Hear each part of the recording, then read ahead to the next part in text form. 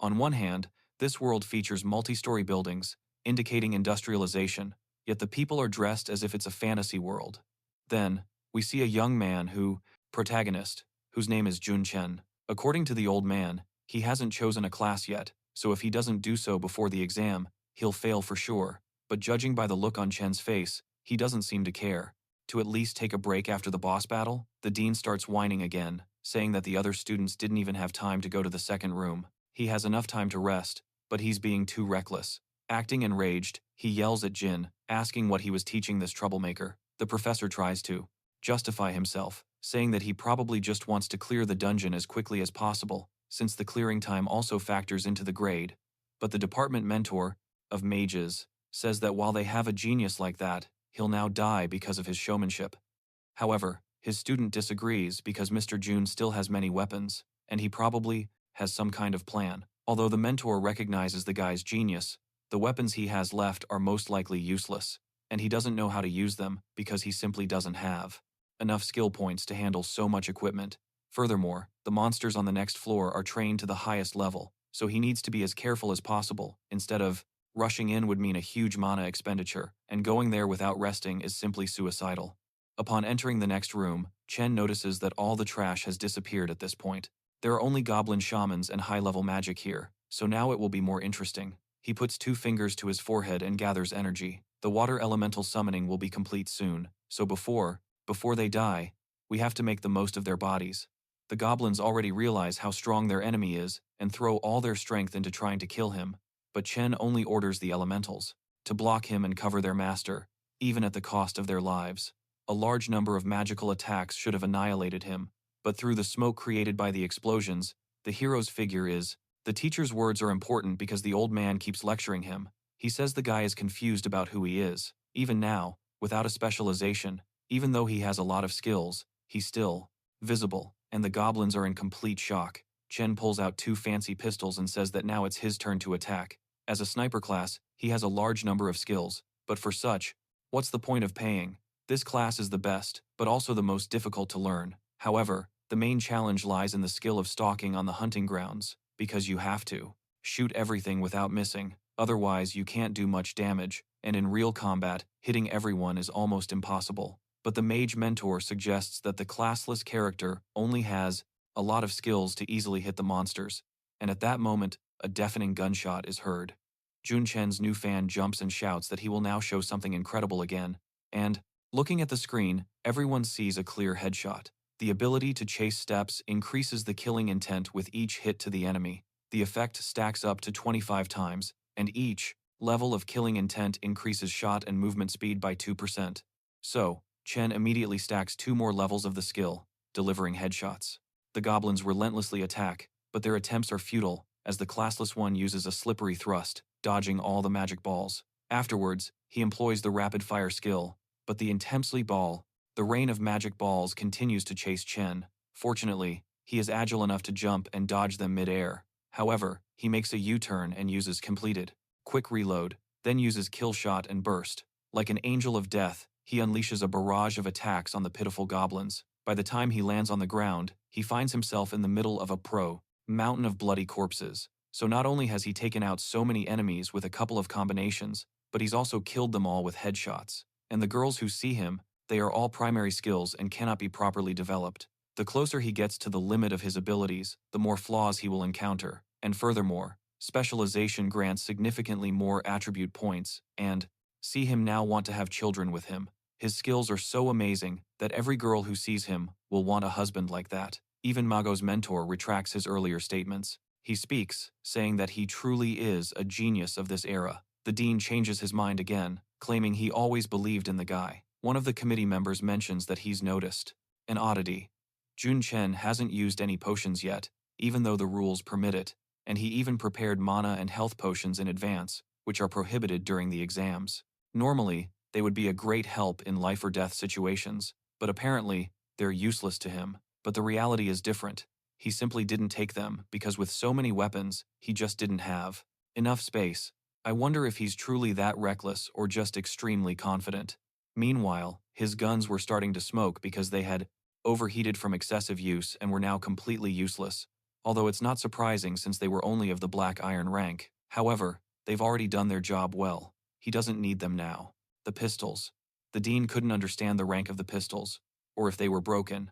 Jin replies that they were the cheapest black iron guns, and then the dean finally shows some human emotion and he yells at Jin about how he could allow his student to take the exam with such garbage, but the truth is that Jun Chen can't afford higher quality guns. He has no parents, and he also has to take care of his little sister. Surprisingly, the dean is moved by this story and says that if he had known about it sooner, he would have personally bought him better equipment, but now, it's already too late. Meanwhile, Jun Chen had arrived in another room. This door leads to the final boss. If he kills it as quickly as the previous ones, he will become the provincial champion. They have never skills. He sincerely asks Chen to finally choose his class for his own benefit, but the guy is preoccupied and tells the old man not to worry, because he wants more than just had a single provincial champion in the school's history. If that happened, he would go down in history as the best director, and now it's clear why he suddenly wants to buy equipment for a poor student. The dean warns the genius that if Jun Chen dies because of his team's actions, he will lose his professorship, and the old man earnestly begs Chen Chen to do his best. Jun Chen opened the door, and everyone, they froze, eagerly awaiting the start of this battle. Perhaps they were about to witness a historic moment and the rise of a new provincial champion. Furthermore, he hadn't even used all of his weapons yet. Behind them, the spectators are bursting with anticipation, but the screen suddenly changes again. The crowd is once again ready to tear apart the workers manning the cameras, but as they look closer, they see a horrifying image. Creepy. They are dead students. Everyone who managed to reach the goblin commander is dead. Some were killed while desperately trying to use their return whistles, but suddenly, a teleportation light appears in the middle of the field. It seems that someone has managed to escape. The wounded and half-dead students appeared to have completely lost their will to live. They couldn't even make it to the second floor. Seeing Jun Chen, the audience has forgotten just how difficult this dungeon is. And now the young aspirants who will have to face this trial in the future are realizing they don't stand a chance.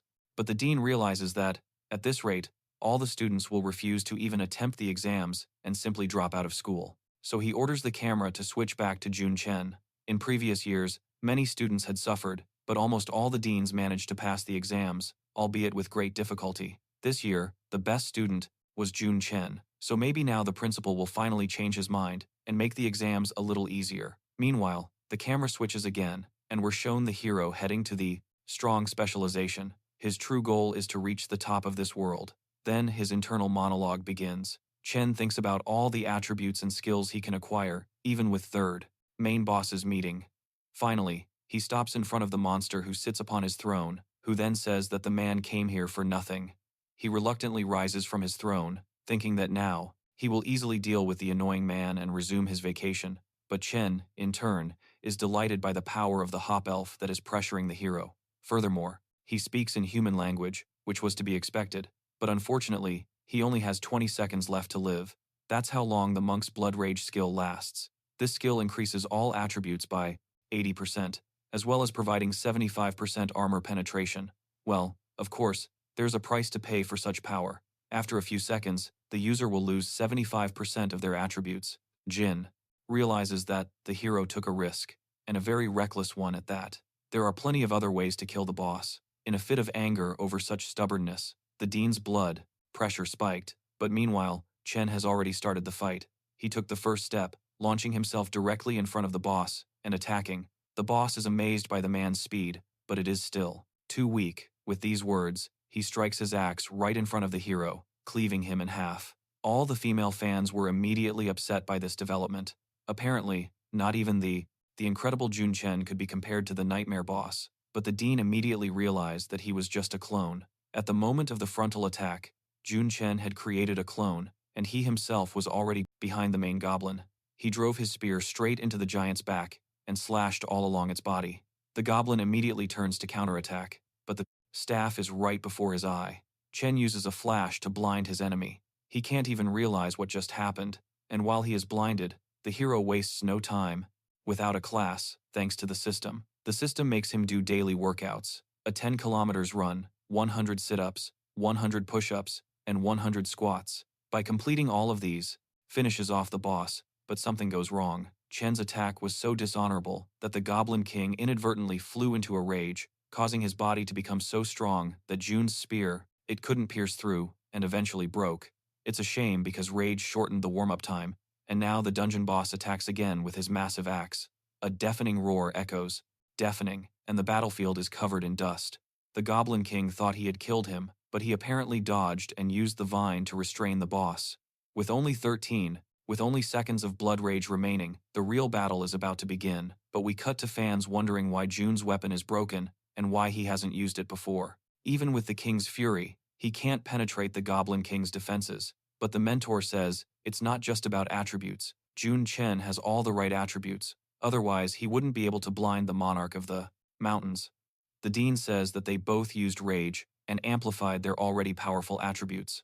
The black iron spear simply couldn't withstand the force. There's no way you can use this trash on a real battle, but what's worse is that the blood rage timer is running out. What would Jun Chen do? He wanted to end the battle as quickly as possible, but apparently now he would have to sweat. So Chen uses the ranger's ability to find weaknesses, but this big guy has no weaknesses. Besides, he's not going to just stand there waiting for Jun. Chen composes himself and begins to attack the agile human. His blows become faster and more deadly, but Chen dodges everything and jumps as far away from the mountain monarch as possible. Then the monster slams its foot on the ground, and crushing shockwaves begin to emanate from under its foot. It's bad because the shaking makes it very difficult for the hero to stay standing. But daily tasks, and he gets his reward.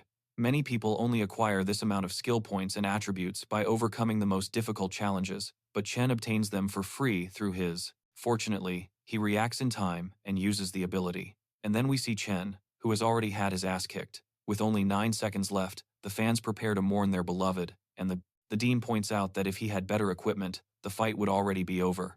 Furthermore, he has now lost his sword and staff. After that, Jun Chen was locked out of his combat and magic skills, and for everything else, he has no potions with him. Any injury means death for him. Standing over Chen, the monarch of the mountains swings his axe and says that now the man can die. But that's not Chen's plan. He uses his druid ability, Thorn, and attacks the goblin. The audience, for their part, does not understand why he uses a control skill as an amender attack, because it is useless. Although, if you think about it, it is quite strange that after going into a rage, the monarch of the mountains didn't even flinch from the spear attack, but is now fighting against some plants. But in reality, Chen has just found his weakness, because it exists in every monster. And with these words, he puts on his combat gloves. Until this moment, the hero does not. He could notice the bully's weakness. The man's self-confidence infuriates the monarch, and he tries again to kill him with an axe, but his weakness is in his back, right below his cloak, where the druid's thorns are constantly pointing.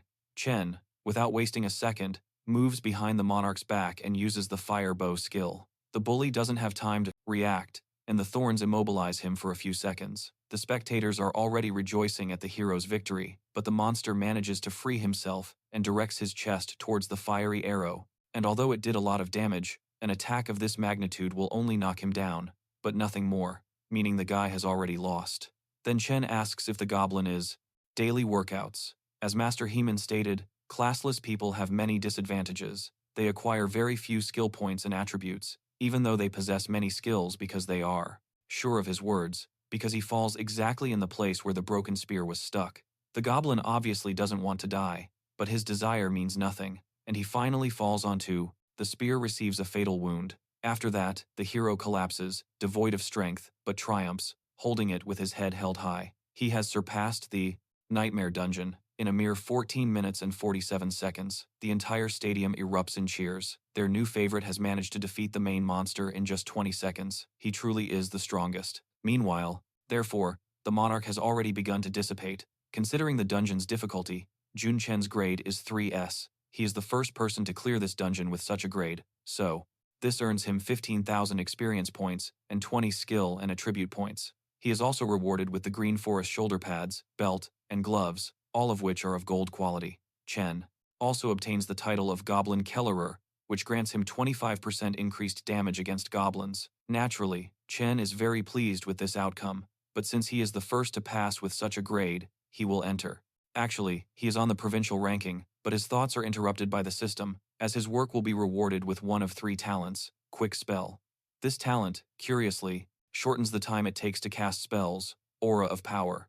But I think everything is very clear here, and there is no need to explain it. And finally, the last talent, resistant. When receiving strong wounds, the hero will receive a 100% bonus to attack and speed. And although all the talents are good, the quick spell is more suited to his battle tactics. So, he chooses it, and at the same time receives a magical lightning bolt that adds a new claw to his forehead. So now we can see the equipment with all the new items. The best were the green forest gloves. Basic, and not particularly strong. But Chen has enough points. He can enhance skills from any class, and it can be said that he is a universal player. Chen thinks the system is, which gave plus 30 to strength and plus 3 to critical hit chance. But the most important thing is the effect of the green forest kit, which restores health and mana out of combat depending on the physique stat of the user. If Chen were to fight the mountain monarch again with this equipment, he would finish off the big guy in 5 seconds. But this is not the time for self-praise. It's time to return from the dungeon. As soon as he appears in the stadium, all the spectators begin to cheer him on, and the newly acquired female fans are asking him to marry them. One of them even gives him a new nickname, God Yun. Naturally, since Chen hasn't seen the stadium's reaction during his entire fight, he doesn't realize what's happening, but the dean doesn't miss a very second and immediately rushes over with Professor Hin to congratulate Jun Chen on the victory. They even start filming for television, which overwhelms him even more with all the attention. Finally, the dean lets the hero go and tells him that he needs to rest, after which the dean's car arrives to take Yun home. The dean says that the test results they will place in the top 3 of the provincial rankings, which means he will receive even more rewards from the higher-ups, so he must make his sister happy as soon as possible. Of course. He isn't doing all this out of altruism. The greedy scum just wants to leech off Jun Chen's glory and get their piece of the pie. Then, a call from the Ministry of Education. It said that he is already starting to take advantage of Jun Chen's strength, and soon after, the classless one has already returned to his humble home. Upon entering his dwelling, he is greeted by a cute little sister who, she has already prepared dinner for him in celebration of his exams, even putting some meat on the table. Brother and sister have been taking care of each other for a long time because their father died. Very good because everything can be done quickly, and no one will see his statistics. This saves a lot of trouble. As usual, the guy, 9 years ago during the Orc royal court invasion, and their mother, who tried to feed them, died of starvation, so now they live only on welfare. Even the hero's equipment is trash inherited from his father so that Jun Chen could train in peace. Jundan took on all the responsibilities of the house, and no matter how her brother tried to dishwater, she didn't give up on this idea, and the only thing she can do to thank him is to work 10 or even 100 times harder than normal people. But now, they're sure to enjoy a good dinner. His sister asks him how the exam went, and Chen tells her that everything went well, although there was a small setback at the end, but overall, he overcame it. The dean even told him that for such a result, he would obtain a generous reward. After hearing about the reward, Jundan asks if they will now be able to eat meat every week, and her brother tells her that he will eat as much meat as she wants. He will provide her with everything she needs in the future. And on such a pleasant note, we move forward 5 days. Chen continues training in the past few days. He has earned many points through daily quests. After the exam, the system started rewarding him with more generous gifts. Furthermore, upon entering the academy and ranking among the top 7, he will have access to his available skills from the hidden classes. Thinking about this, Chen arrives home, and his little sister immediately hugs him, telling him the results are in. He's ranked number 1 of the province. He also forgot his cell phone when he went out for a run. It's blowing up with calls. The director clearly wants something, and then it rings again. The hero picks up the phone and immediately hears the angry voice of someone asking why he hasn't answered his phone all this time, and then inviting him to his house after lunch. The thing is, for Chen's sake, is distracted by enthusiastic shouts, making it clear that this world operates with a class system. The source of the noise announces that he has chosen the summoner class and that everyone should now join. Distributes all received attributes equally, 2 points each. Speaking of ways to obtain rewards, not only from daily tasks, but the system also provides special tasks, such as how to join. An entire committee will be coming, and he will have to choose a university. After this conversation, Chen was flooded with memories.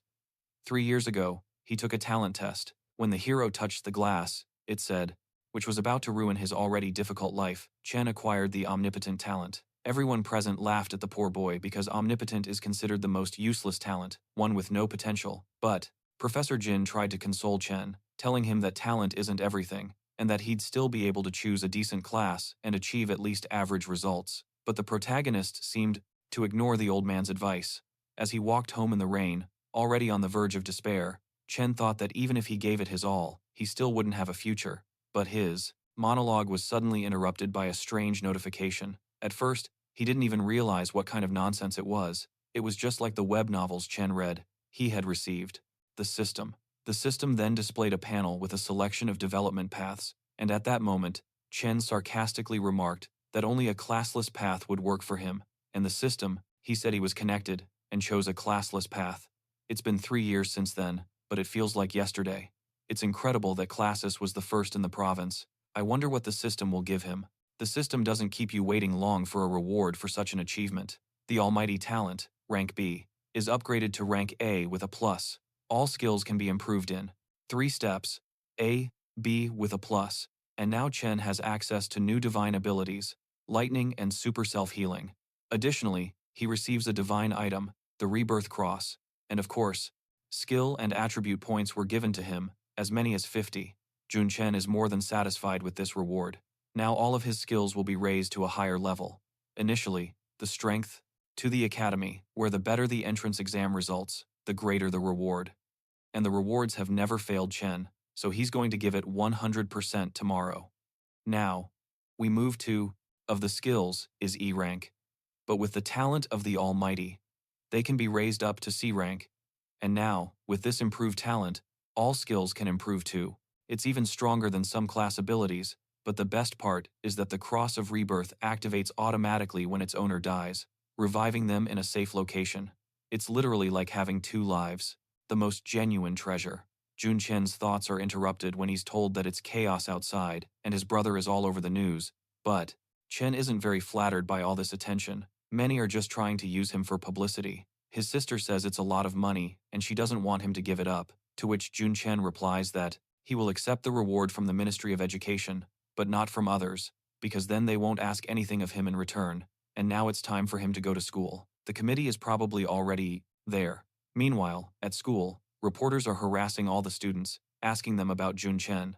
These reporters have completely lost their minds. If he hadn't disguised himself, they wouldn't have allowed him to enter the school.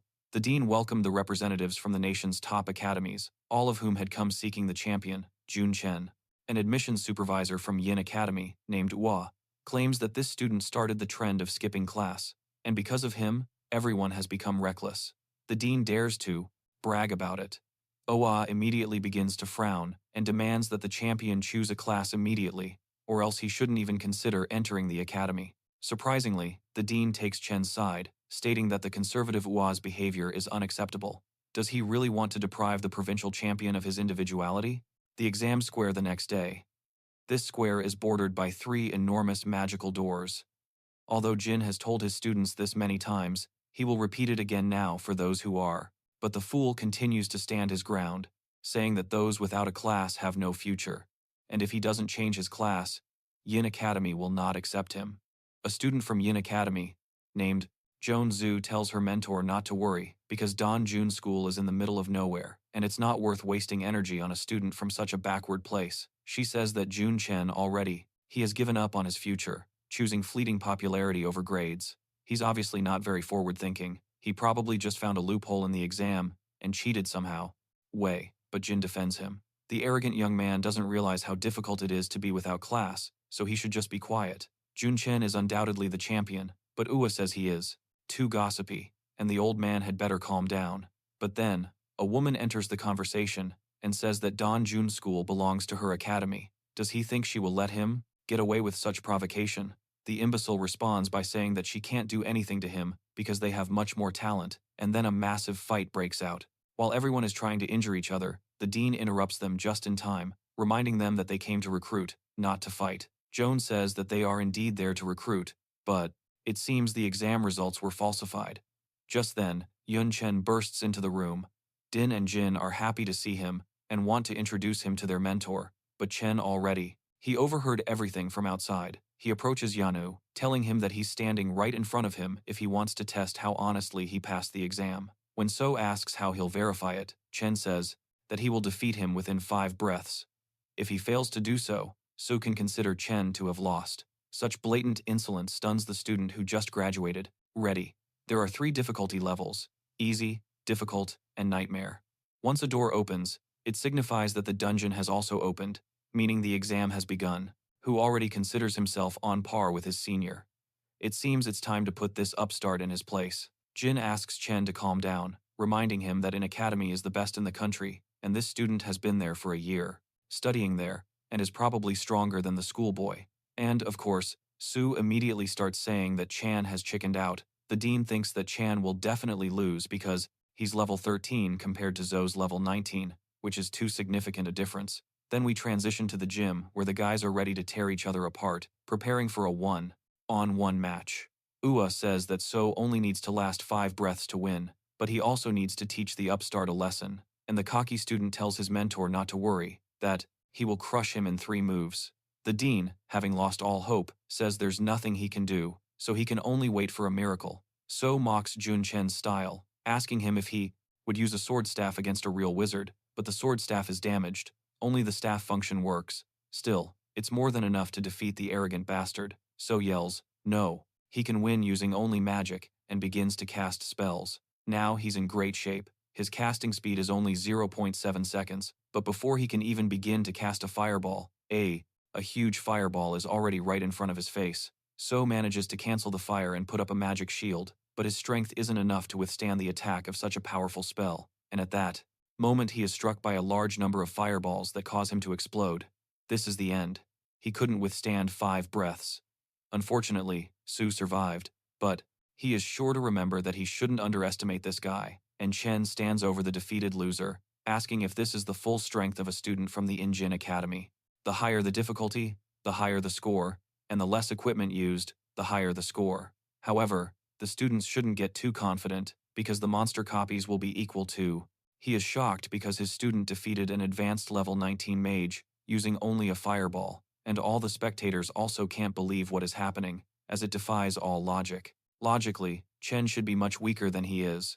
The dean and Jin explain to him that it must be a talent evolution, since his fireball was red during the exam, which is why the spell's range has now increased.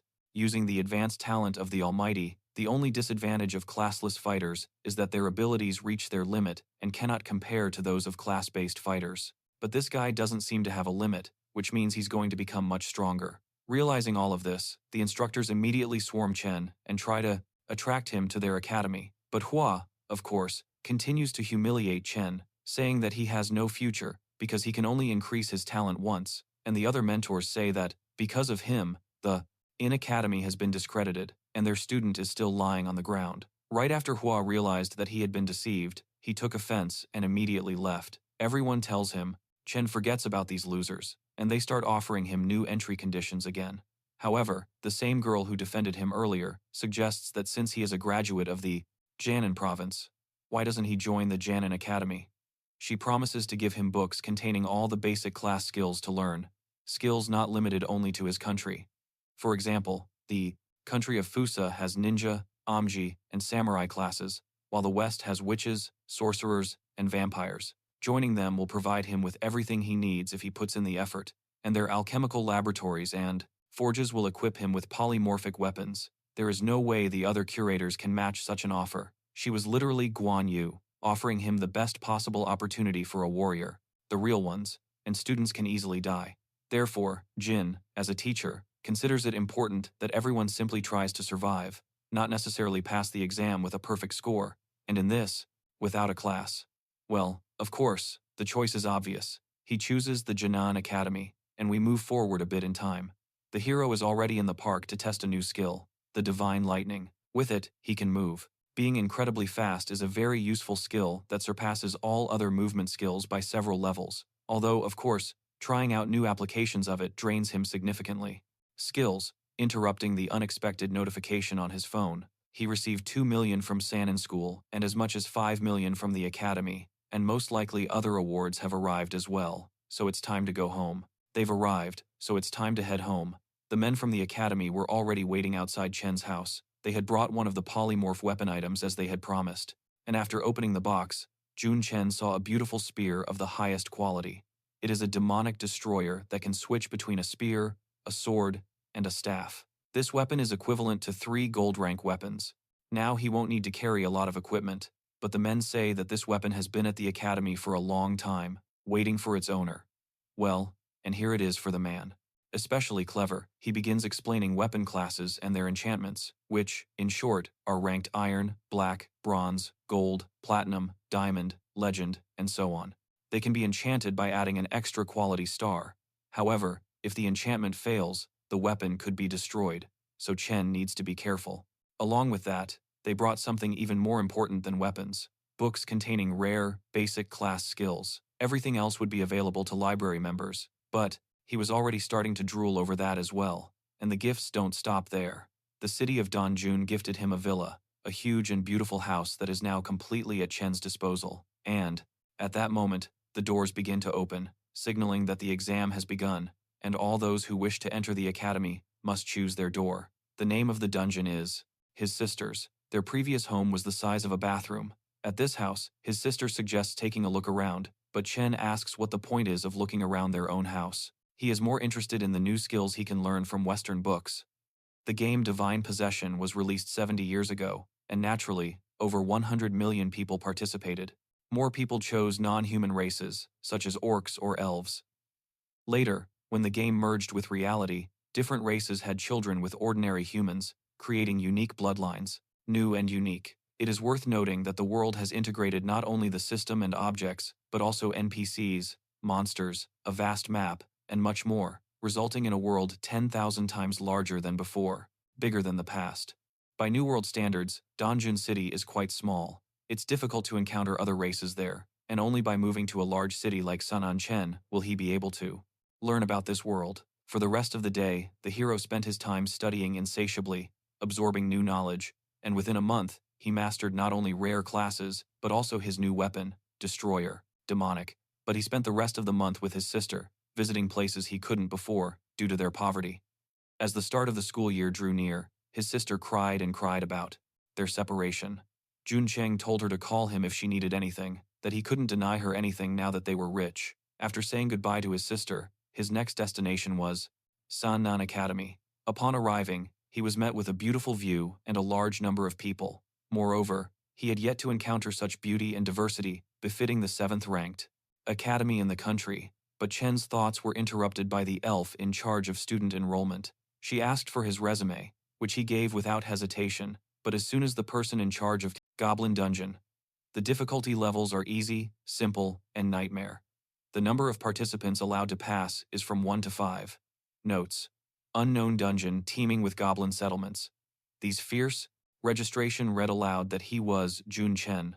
All eyes immediately turned to him, and in fact, a large amount of attention is what he truly dislikes. He understands how he ended up in this situation. The elf says it's no wonder, considering he took first place among all the provinces, making him the top student in the province. Furthermore, he's the only student without a class who has risen so high, and as a result, he enjoys many privileges. For example, he has significantly more credits than the other students. Money can't buy anything in the academy, but credits can buy anything.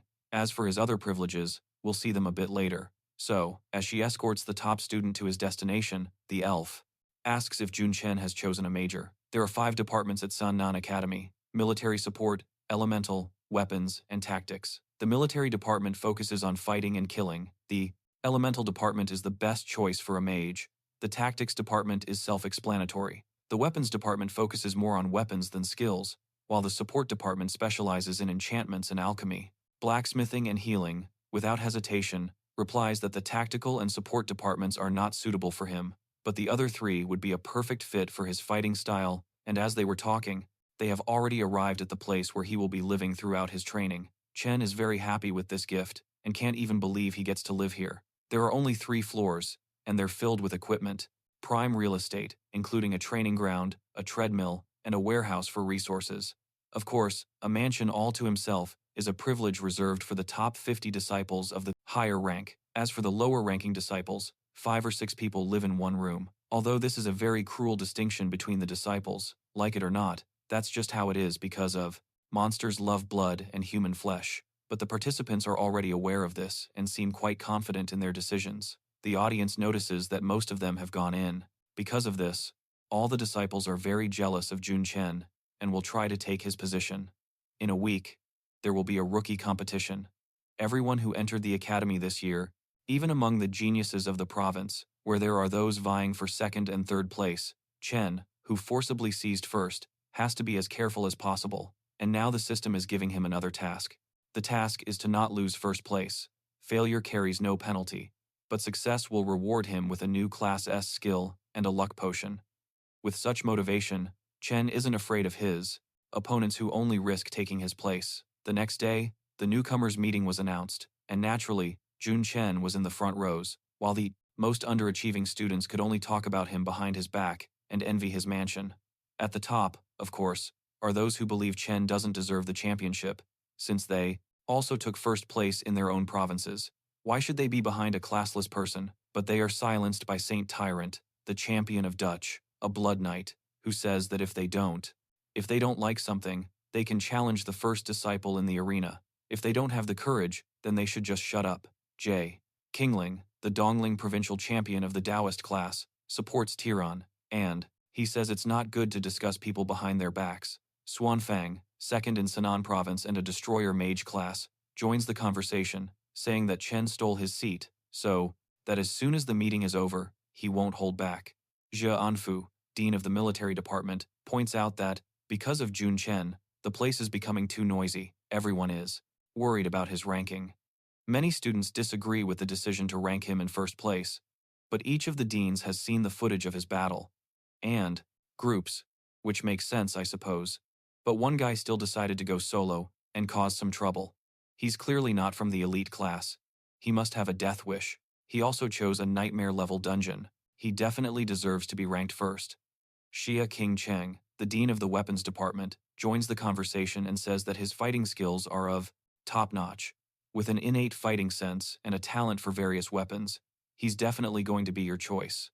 They say he usually doesn't talk to anyone, but here, he's showing so much interest in his student, but it's no wonder since he's actually very talented. Zhan Fu says that Jun Chen isn't only interesting to the students, but to everyone. Teachers want him too, and if that's the case, they should speed things up. He hits the ground with his cane and appears in front of the students in an instant. According to the Academy's administration, the military soldier department is the strongest of the five, and this old man is their boss. Jin Fu says he's aware of the students' discontent regarding first place, so they decided to hold the competition today. Now you can rest, but he expects everyone in the square at 12 p.m. And of course, because of this news, all the disgruntled students immediately became excited, as if they had the chance to surpass the man who had already proven in the exams that he was stronger than everyone there. After a while, however, everyone gathered in the plaza. In front of the students are 3 doors, one of which is silver. Many students are hearing about them for the first time, let alone seeing them in person. They begin to gloat, anticipating Jun Chen's failure, but the hero realizes everyone is ready to tear him apart. Well, then it's time to take a look at these geniuses from the province. One of the teachers explains the rules. Absolutely everything is allowed when taking the test. The main thing is not to drink poison and die, and furthermore, the results depend directly on his team because it will help them get into the academy. However, the girl from the priest class retorts that her specialization is much cooler than the summoners and that he is useless, so he should join. He clearly wants to die. Why does he have so much equipment? Why does he have so many weapons? He hasn't changed classes yet. But Chen doesn't care about the crowd's outrage. He is already awaiting the battle, living conditions, and the number of credits you have, so they must take it seriously. And after these words, the door began to open, signifying that the test has now begun. The students are allowed to enter the dungeon, and naturally, Jun Chen is the first to go. The dungeon is called Troll, its difficulty is Nightmare, and the required number of people to pass is between 1 and 5. Note, at night, the troll's fighting spirit increases, so you need to hurry. Wen immediately launches an attack. We see a mechanic firing at Wen of Tid, everyone, appearing to be wearing an exoskeleton. Jianfu observes that the quality of this year's selection is very high. Even the mechanic ranked 653 clears the nightmare with great ease.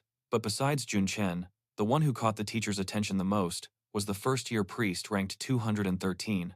After all, despite his class, he went in alone. And this student is lying on the floor eating bugs, because the more he eats, the more damage he deals. All the professors and deans were shocked by what they saw.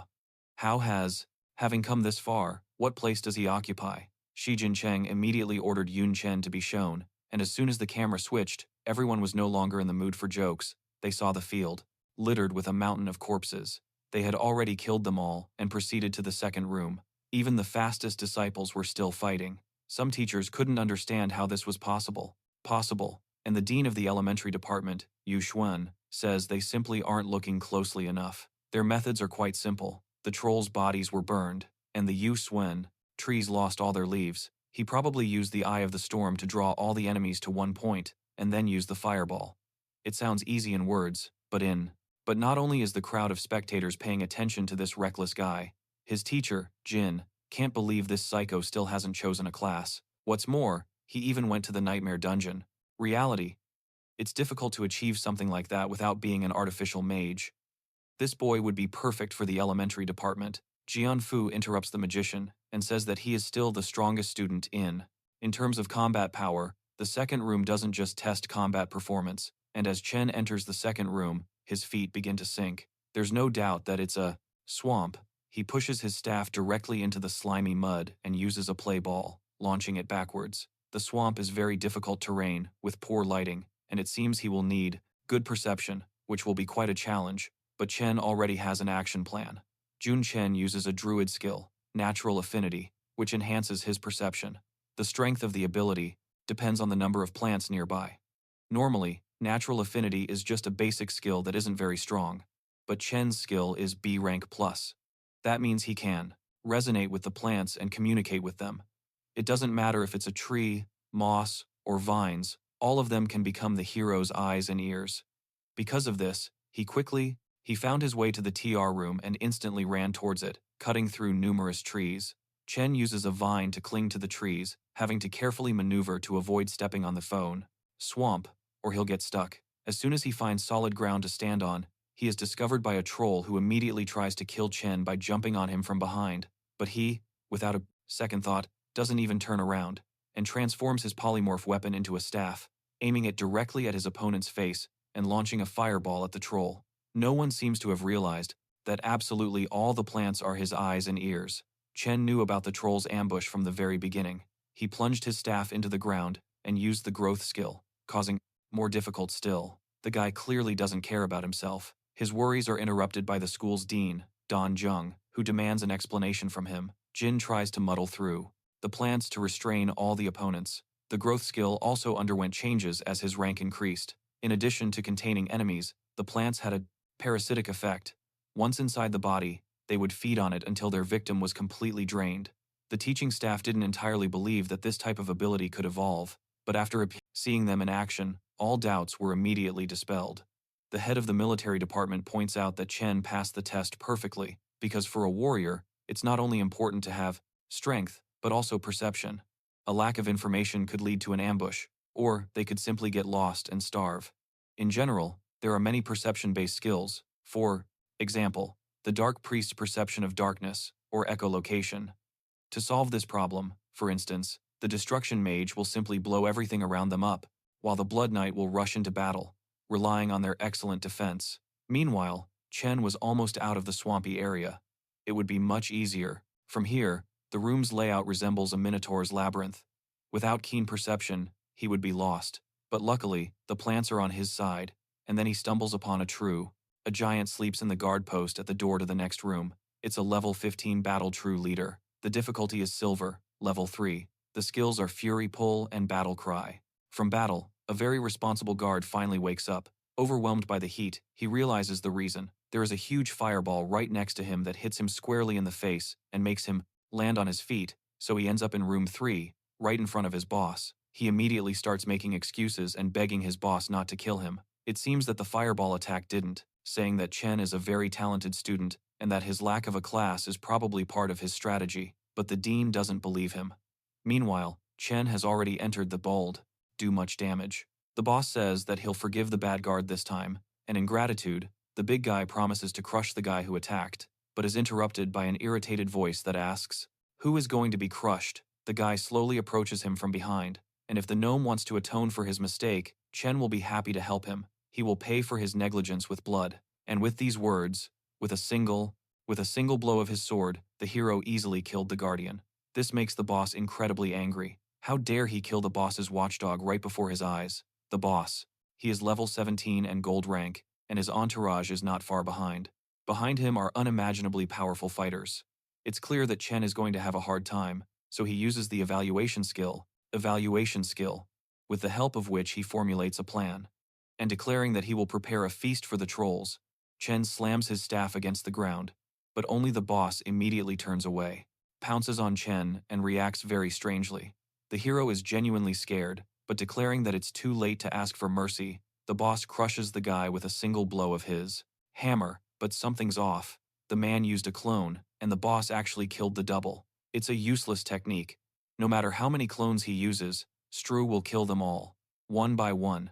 Then, suddenly, out of nowhere, a fireball appears, flying towards the crowd of clowns, and blowing them up right behind the troll boss. The boss has had enough of one of his henchmen, who is skilled not only in dark magic, but also in fire magic. Once they finish off the clones, he promises to promote him to captain. But right now, he's not up to the task. The leader goes into a bloody frenzy and begins a real meat grinder, and his wizard companion keeps pace. There's only one left, and it looks like he's not a clone. He's a real troll. He's ready to finish off the bastard. Suddenly, the man's face takes on a dungeon of nightmares, where he sees the obvious traces of a goblin. As expected from a nightmare-level dungeon, the atmosphere is creepy, but this only encourages Chen to strange form, and upon closer inspection, the boss sees his enemy transform into a troll who begs him for mercy, but his pleas are not destined to come true. A scarlet fireball. He kills right before the boss's eyes, and the wizard True, who had been assisting the boss, transforms into True himself. He commends the boss for uncovering his deception, but points out that he failed to save his comrades, and the inequalize. The boss ended up doing all the work for the hero. Finally, the boss sees the corpses of all his subordinates, all of whom he personally killed, and at this moment, the master's staff is observing everything, equally perplexed by the events that transpired. In essence, the head of the third hall simply began slaughtering everyone around him except Jun Chen, and only the head of the Department of Magic realized that he had employed the ability Don Medzi, Soul Confusion, of the Monmeji class. It's designed to cloud the target's mind with artificial hallucinations. A standard soul fusion wouldn't have been sufficient to affect the boss. This is all thanks to Jun Chen's talent, which he uses to amplify his abilities. This young man once again astonishes the elders, as he deliberately killed the leader of the troll warriors appeared before the boss to provoke a surge of emotions, which significantly impaired her mental defenses. It's amazing how he calculates his actions several steps ahead, making you admire him, but his trick won't work again. So, what is he going to do now? The battle begins. The troll is incredibly, and is about to kill the insolent one, but he immediately steps on a mine, which instantly explodes. The monster complains that the man fights too unfairly, but Chen simply laughs at these cries. While the troll was preoccupied with his subordinates, he was preparing, just in case. Does the leader really think he can catch him? The hero immediately uses lightning, a sorcerer skill, bone spike, a mage skill, begin this trial. Thus, the most reckless student, still without a class, has access to all the skills, but he brought with him a lot of equipment, a weapon, a shield, a gun, and a staff. Will he be able to use everything? Rockfall, and a mechanic skill, an explosive device. After enduring such a barrage of damage, a fairly battered troll still managed to remain standing, and he managed to approach Chen, as one would expect from such a strong man. But he only reached Chen's clone. The real Chen was standing right behind him. He then uses the knight's ability. He uses an aerial technique to inflict dozens of cuts on his enemy. With this, Jun Chen finishes the True's Lair trials on Nightmare difficulty with a completion time of only 11 minutes and 43 seconds. He is reminded to collect his reward if possible. The teachers are still in shock. He is truly an amazing student, especially considering that trap-based skills are very difficult to apply in real combat, which is why they are rarely used. Jun Chen utilizes all of the most unpleasant skills to their fullest potential. The rest of the students are still in the Blight boss room, finishing up and sorting out the loot. Of course, in Phase 1, the classless Chen is still the leader. King Cheng gets cocky and says that his department finally has such a capable student, yet the dean of the military department declares he will never hand him over to the young man, and they immediately lock eyes, surprising the other professors that this pair would begin to share Jun Chen even before he left the dungeon. At this moment, Chen stands beside the boss's bloody corpse. Considering the difficulty and time used in the test, he receives a triple S grade, a new record. As a reward for such an outstanding result, Chen receives 21,135 experience points and 25 skill points, and a tribute, as well as a level 2 golden storm axe and the title of Troll Terminator, which increases damage against trolls by 35%. His level has increased, granting 3 hit points. 1. This is indeed the case. Furthermore, he chose Nightmare difficulty, probably just to show off, and now he's trembling with fear and can't even get past the entrance, but he acts with a haughty step. Unbeatable reward. But that's not all. He is once again given a choice between 3 talents. Double Spell, which automatically creates a second spell after the first. Aura of Power, which grants additional attack speed and damage, as well as Battle Madness, where each subsequent attack against the same enemy increases attack speed by 4%. The talents are, once again, quite good, but the choice is as obvious as ever. Double Spell will be the most useful, so Chen chooses it, and a beam of light flies toward his forehead again, granting him the talent. Having received such an elegant reward, it's time to return. Suddenly, something forms in front of Chen, turning into another portal. But why is it here? Chen has already cleared the entire dungeon. Or perhaps it's a hidden level that Chen has heard about, but is encountering for the first time. They say incredibly dangerous monsters with unusual powers may lurk there, but the reward for killing them will be substantial. Since it's not part of the exam, it won't affect his grade or record. Therefore, Chen doesn't hesitate to delve into the unknown. We are shown the exam door. One of the students jumped ahead, believing he was the first to clear the dungeon. This smartass immediately bursts into loud laughter, declaring that he's much better than Jun Chen and that he's finally done it. He notices another person and congratulates him on coming in second, but this boy isn't upset about not coming in first, but rather because his opponent wasn't Jun Chen. The rest of the guys also begin to finish and are happy that Chen isn't even in the top 10. It seems he really did cheat on the final exam. A girl notices that Chen's dungeon is very different from their version.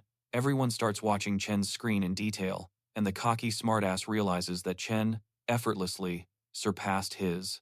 His friend pulls him back, and he tells him in amazement that it's quite the opposite. The classless guy entered the dungeon like a bullet, and not only is he not afraid to advance, he's actually hurrying thanks to the exam and reached the secret level a long time ago. Of course, the envious geeks start screaming again that Chen cheated somehow and can't admit that they are weak compared to him, and then they are interrupted by the dean of the military department, who tells them to be quiet and await their results. Then, they cut off Chen's broadcast, which further infuriates the people and the veterans. They didn't even think that people from the lower class could activate the hidden level. And what's going to happen now? It's best if the rest of the students don't see this. Chen found himself in a strange room, a small room containing a scarecrow. Is that really his opponent? The level 1 cursed strawman monster with hidden abilities? Notes: no one knows where this scarecrow will appear, but its arrival is not a good sign. Chen immediately uses appraisal. It's really level 1. This could be a trap, so he'll have to be careful. And at this moment, the scarecrow begins to move.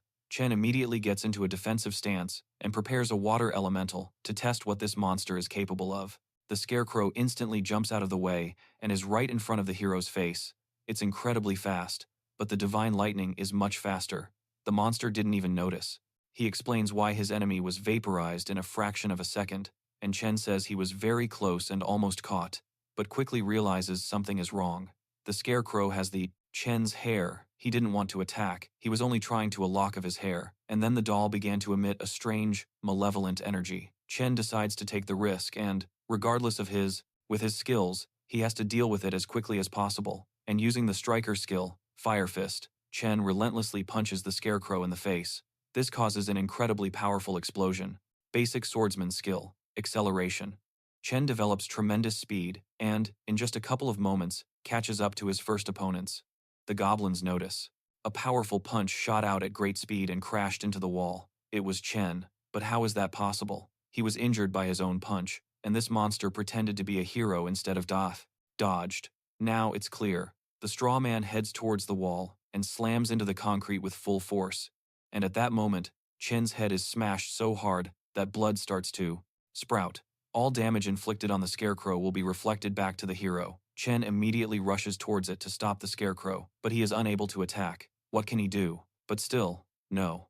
Being able to do nothing, the scarecrow kicks the wall, and Chen falls to the ground.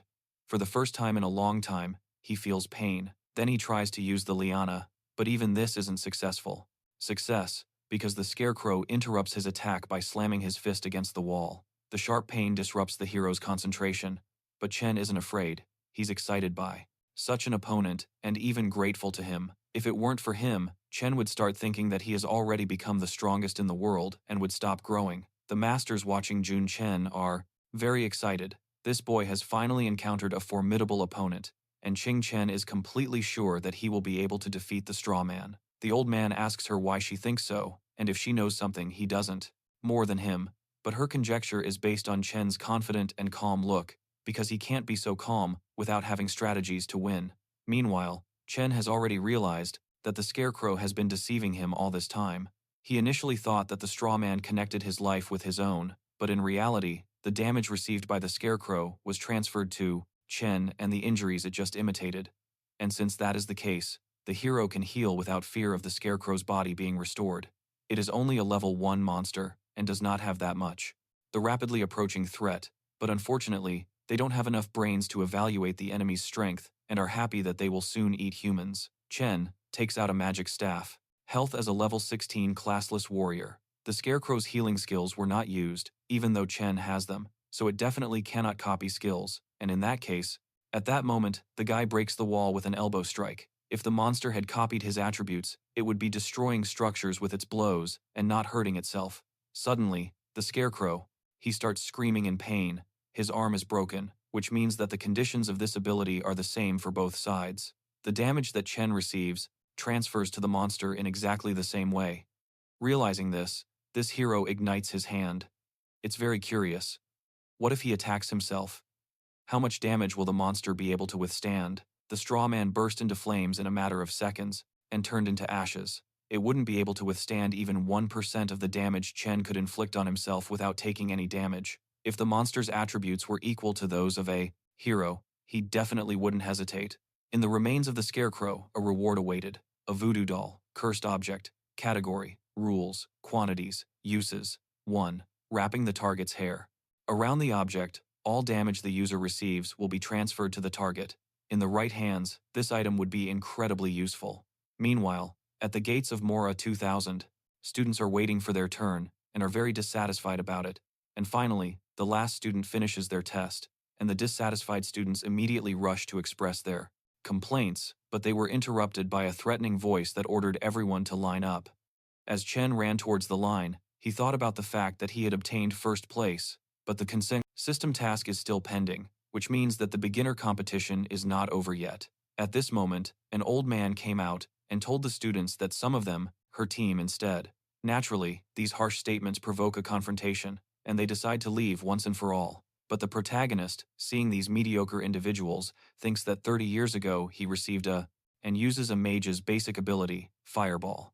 Although this ability is basic, it does enough damage to kill most creatures with a single attack. The spectators are surprised, did not deserve their place, because they had learned the information about the dungeons beforehand and prepared themselves. The one who had cheated was the same one who had been accusing Jun Chen of cheating all the time has made the head of the military department incredibly furious. He strikes the ground with his staff, causing stone and sand to rise up.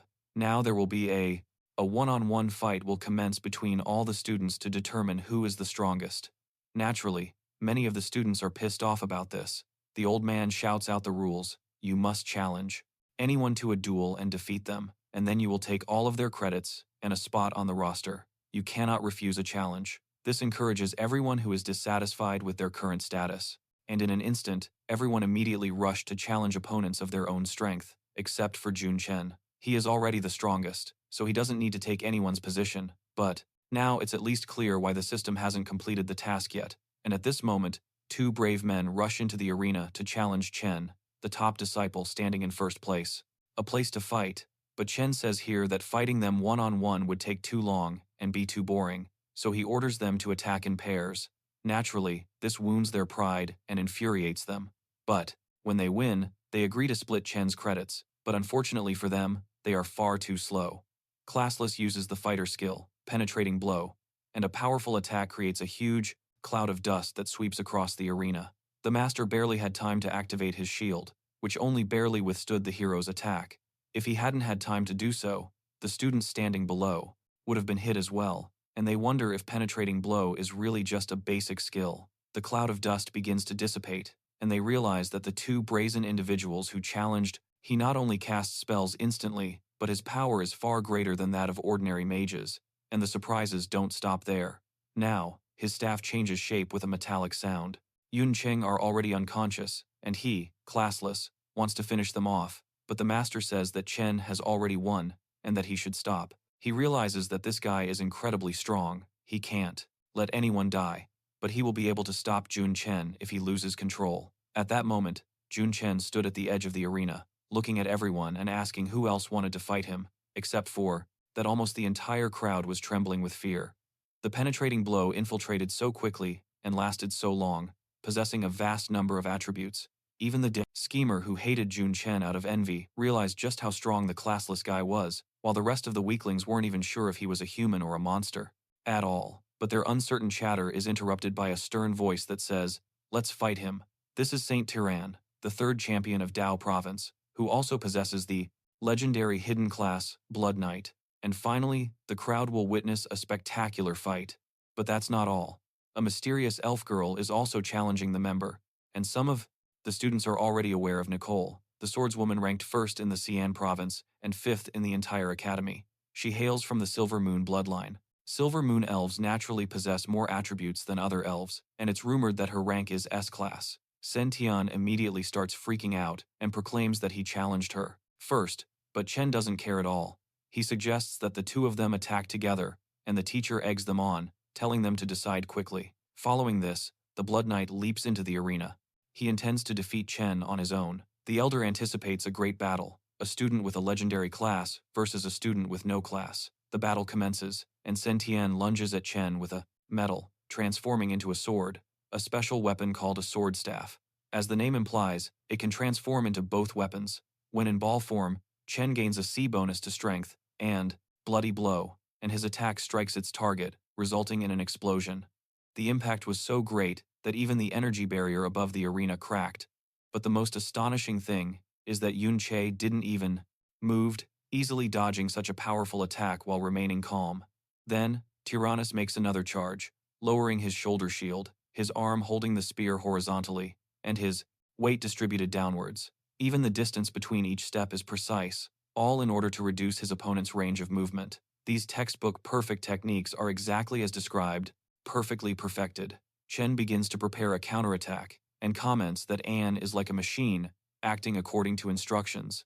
And at that moment, two powerful fireballs fly towards the Blood Knight, but even such a B-rank attack cannot break through his defense. Questioning if he's really going to fight with this turtle shell defense, Chen applies Liana's Tyren.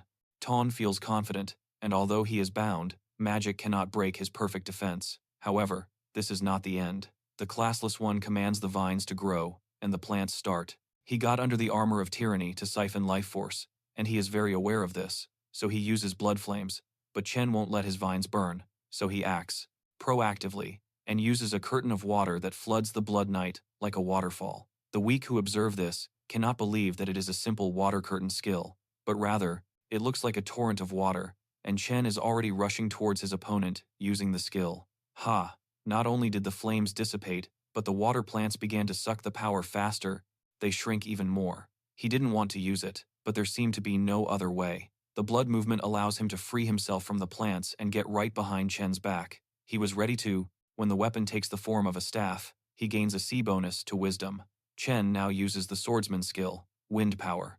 The goblin who survived the fireball attack knocked out his opponent, but Chen was not so easily defeated and managed to react, deflecting his lancer with his polymorph spear. Blood Knights are famous for their attributes and defense, and according to those metrics, the classless one is not inferior to him, perhaps even superior. Tiran can't believe it and throws all his strength into achieving victory. Out of desperation, he launches a bloody attack, except now it's Chen's turn. He steps on the Blood Knight's lancer and hits him in the face with all his might, sending Tiran flying 10 meters. But, surprisingly, he is still conscious and shouts that it was luck, and he won't be able to do it a second time. But at that moment, a knife is put to his throat, and that's the end of it. He has no choice but to give up, which he does. The master declares Yun Chen the victor, and takes 2,000 credits. Tiran, those who just a couple of minutes ago still thought that the classless guy was a vulgar scoundrel, are now happy and become his fans. The old man observes that Tyrannus has honed his skills to perfection, but the textbooks don't say how to fight a classless warrior. And then, an elf woman bursts into the arena, saying that she defeated the Blood Knight with agility. But that won't work on her. Chen doesn't care and is ready for battle, fueled by the newly acquired fans of the god Jun, whom they themselves nicknamed, so they don't even know if he can beat the elf, but the result can only be determined in battle. Claslentina, wielding the silver moon sword, which Chen dodges with ease, seems to have increased the aura, and the sword's attack range has increased. It would be very bad if he were hit by such a cut. The elf begins shooting at Chen with ranged attacks, hoping to quickly end the fight. This skill is so devastating that it even breaks the protective barrier above the arena, and Chen easily dodges all the attacks, but that doesn't matter. There is nowhere to hide from area of effect attacks. Trembles in fear, but doesn't even attempt to escape. Russell bravely withstands the blow, and dies instantly after being stabbed in the back. This attack literally splits the place in all. In an arena like this, she activates the silver moon glow at full power, and the sword's aura becomes enormous. Chen immediately gets up from his seat, noticing that the woman, Alpha, is wary. Her speed gave herself away when she increased the attack radius. The moonlight slash should have cut the hero in half, but he took advantage of the slippery onslaught from the sniper and dodged with his usual ease. He only had a couple of hairs cut from his head, but it's enough for him to get serious and take out the low-grade pistols he bought. Before enlisting, the elf woman manages to dodge the bullets, but she doesn't realize if he wants to attack her with such a poor weapon, or if he is just trying to distract her. However, her musings are interrupted when Chen has already approached the elf. What good is her tactic, because once the enemy gets close to her, she is dead. As she thought, the enemy chose close quarters, melee, hoping she didn't have any tricks up her sleeve, except she did. The elf uses a pulse of rage that launches Chen away from her, causing the C-class to fly around, Ares, and then she draws her bow. Generally, it's a secret technique that requires preparation, but as long as Chen is in the air, he'll have plenty of time to prepare. While in flight, he won't be able to dodge. The elf will end the pain with a single arrow, except Chen vanished. He was already behind the elf, presenting the tip of his sword right at her throat the moment she was distracted by the gunshots. Chen had created a double of himself, and was leading her around by the nose the whole time. He had many ways to defeat her, but he chose the easiest to demonstrate how little combat experience she had. Although reluctantly, the elf woman falls to the ground and admits defeat. The instructor grants Chen the victory and awards him 10,000 credits. The elf appears, green spawn in half. The remaining goblins shout something in their language, having surrounded the enemy, and now they realize who they've messed with. But the fact that they are prepared to fight doesn't. Tearful for having lost for the first time in her life, but vows to win again. The professors then begin re-evaluating the newcomers to their department, and one of them remarks that Chen should be forced to choose a class, because if he doesn't, he will waste his undeniable talent. But the old master says that the young man will find his own way, and they, as teachers, are obligated to support him in that. Chen is fed up with these individual battles, and proposes that everyone who wants to attack should do so at once, to end this nonsense once and for all. A few arrogant individuals throw themselves into the arena, angered by his arrogance. He may be a genius, but he certainly isn't going to face everyone at once. But Chen doesn't even listen to them and simply uses a flash attack, finishing off all the losers. After that, fireballs immediately fly towards them and trample them into the ground with explosions. He manages to shatter the nerves of these losers, who beg for him to stop and ask him to stop fighting. Now, finally, everything is calmer. Today, for the first time in the history of the entire country, an apprentice single-handedly faced everyone who challenged him and won. Attribute parameters, a vast array of skills, perfect composure, weapon proficiency, and refined combat techniques. An ordinary person would need just one of these qualities to rise to the top, but Chen possesses all of them at once. When there's a power gap between people, they begin to feel anger and envy, but when the gap is so enormous, these emotions are erased and replaced by fear, admiration, and awe. Finally, everyone realizes that Jun Chen's success isn't just dumb luck. With so much strength, he couldn't help but take first place, and the crowd of new fans starts chanting God Chen. And while they're announcing the rankings of the newcomers, Chen is worried about something else. The Sirio is of no help to them at all, because Chen uses another ability that flies past each goblin with lightning speed, destroying all those in the sword's path. System. As a reward for taking first place, it grants him an S-class skill, Luck Potion, which gives him incredible luck for 24 hours, as well as an invincible skill that allows him to gain immunity to damage and crowd control for 3 seconds. Shen even gets the feeling that the system actually cares about him. The rewards have proven to be incredibly useful, as always. Meanwhile, everyone is paying attention to the fact that Su, a fan who was previously ranked second, is now in 26th place. The students watched him fight Tiran, who was nothing compared to Chen, but, here, in the fight with An Fang, Tiran looked like a god of war. Realizing that this weakling was unworthy of his position, everyone immediately challenged him and relegated him to 26th place. Meanwhile, the elder announces the end of the competition.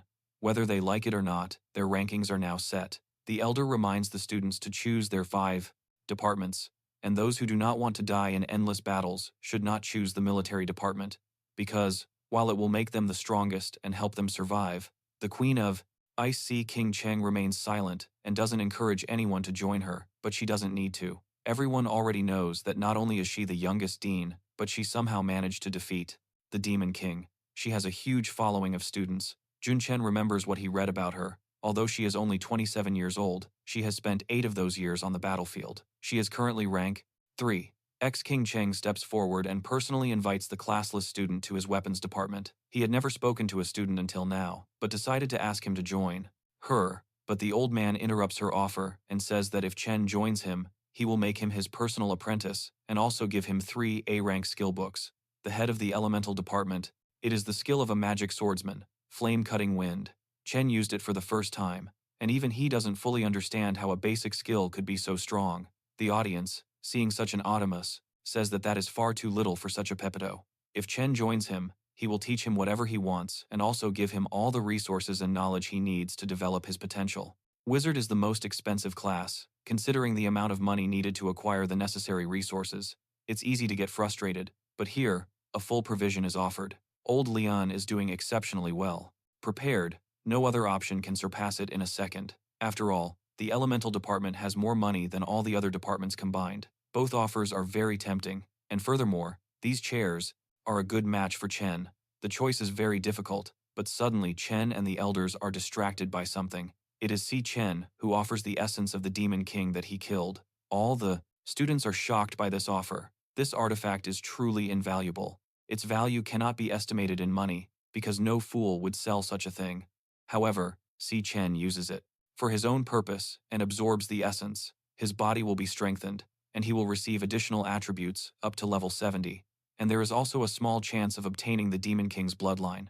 Girl, it's really cruel. The King of Essence is desired not only by the students, but also by the teachers. An offer like this can't be surpassed with money or resources. The reason the Academy scouts students is because of their academic performance. The higher their performance, the more budget the Academy receives.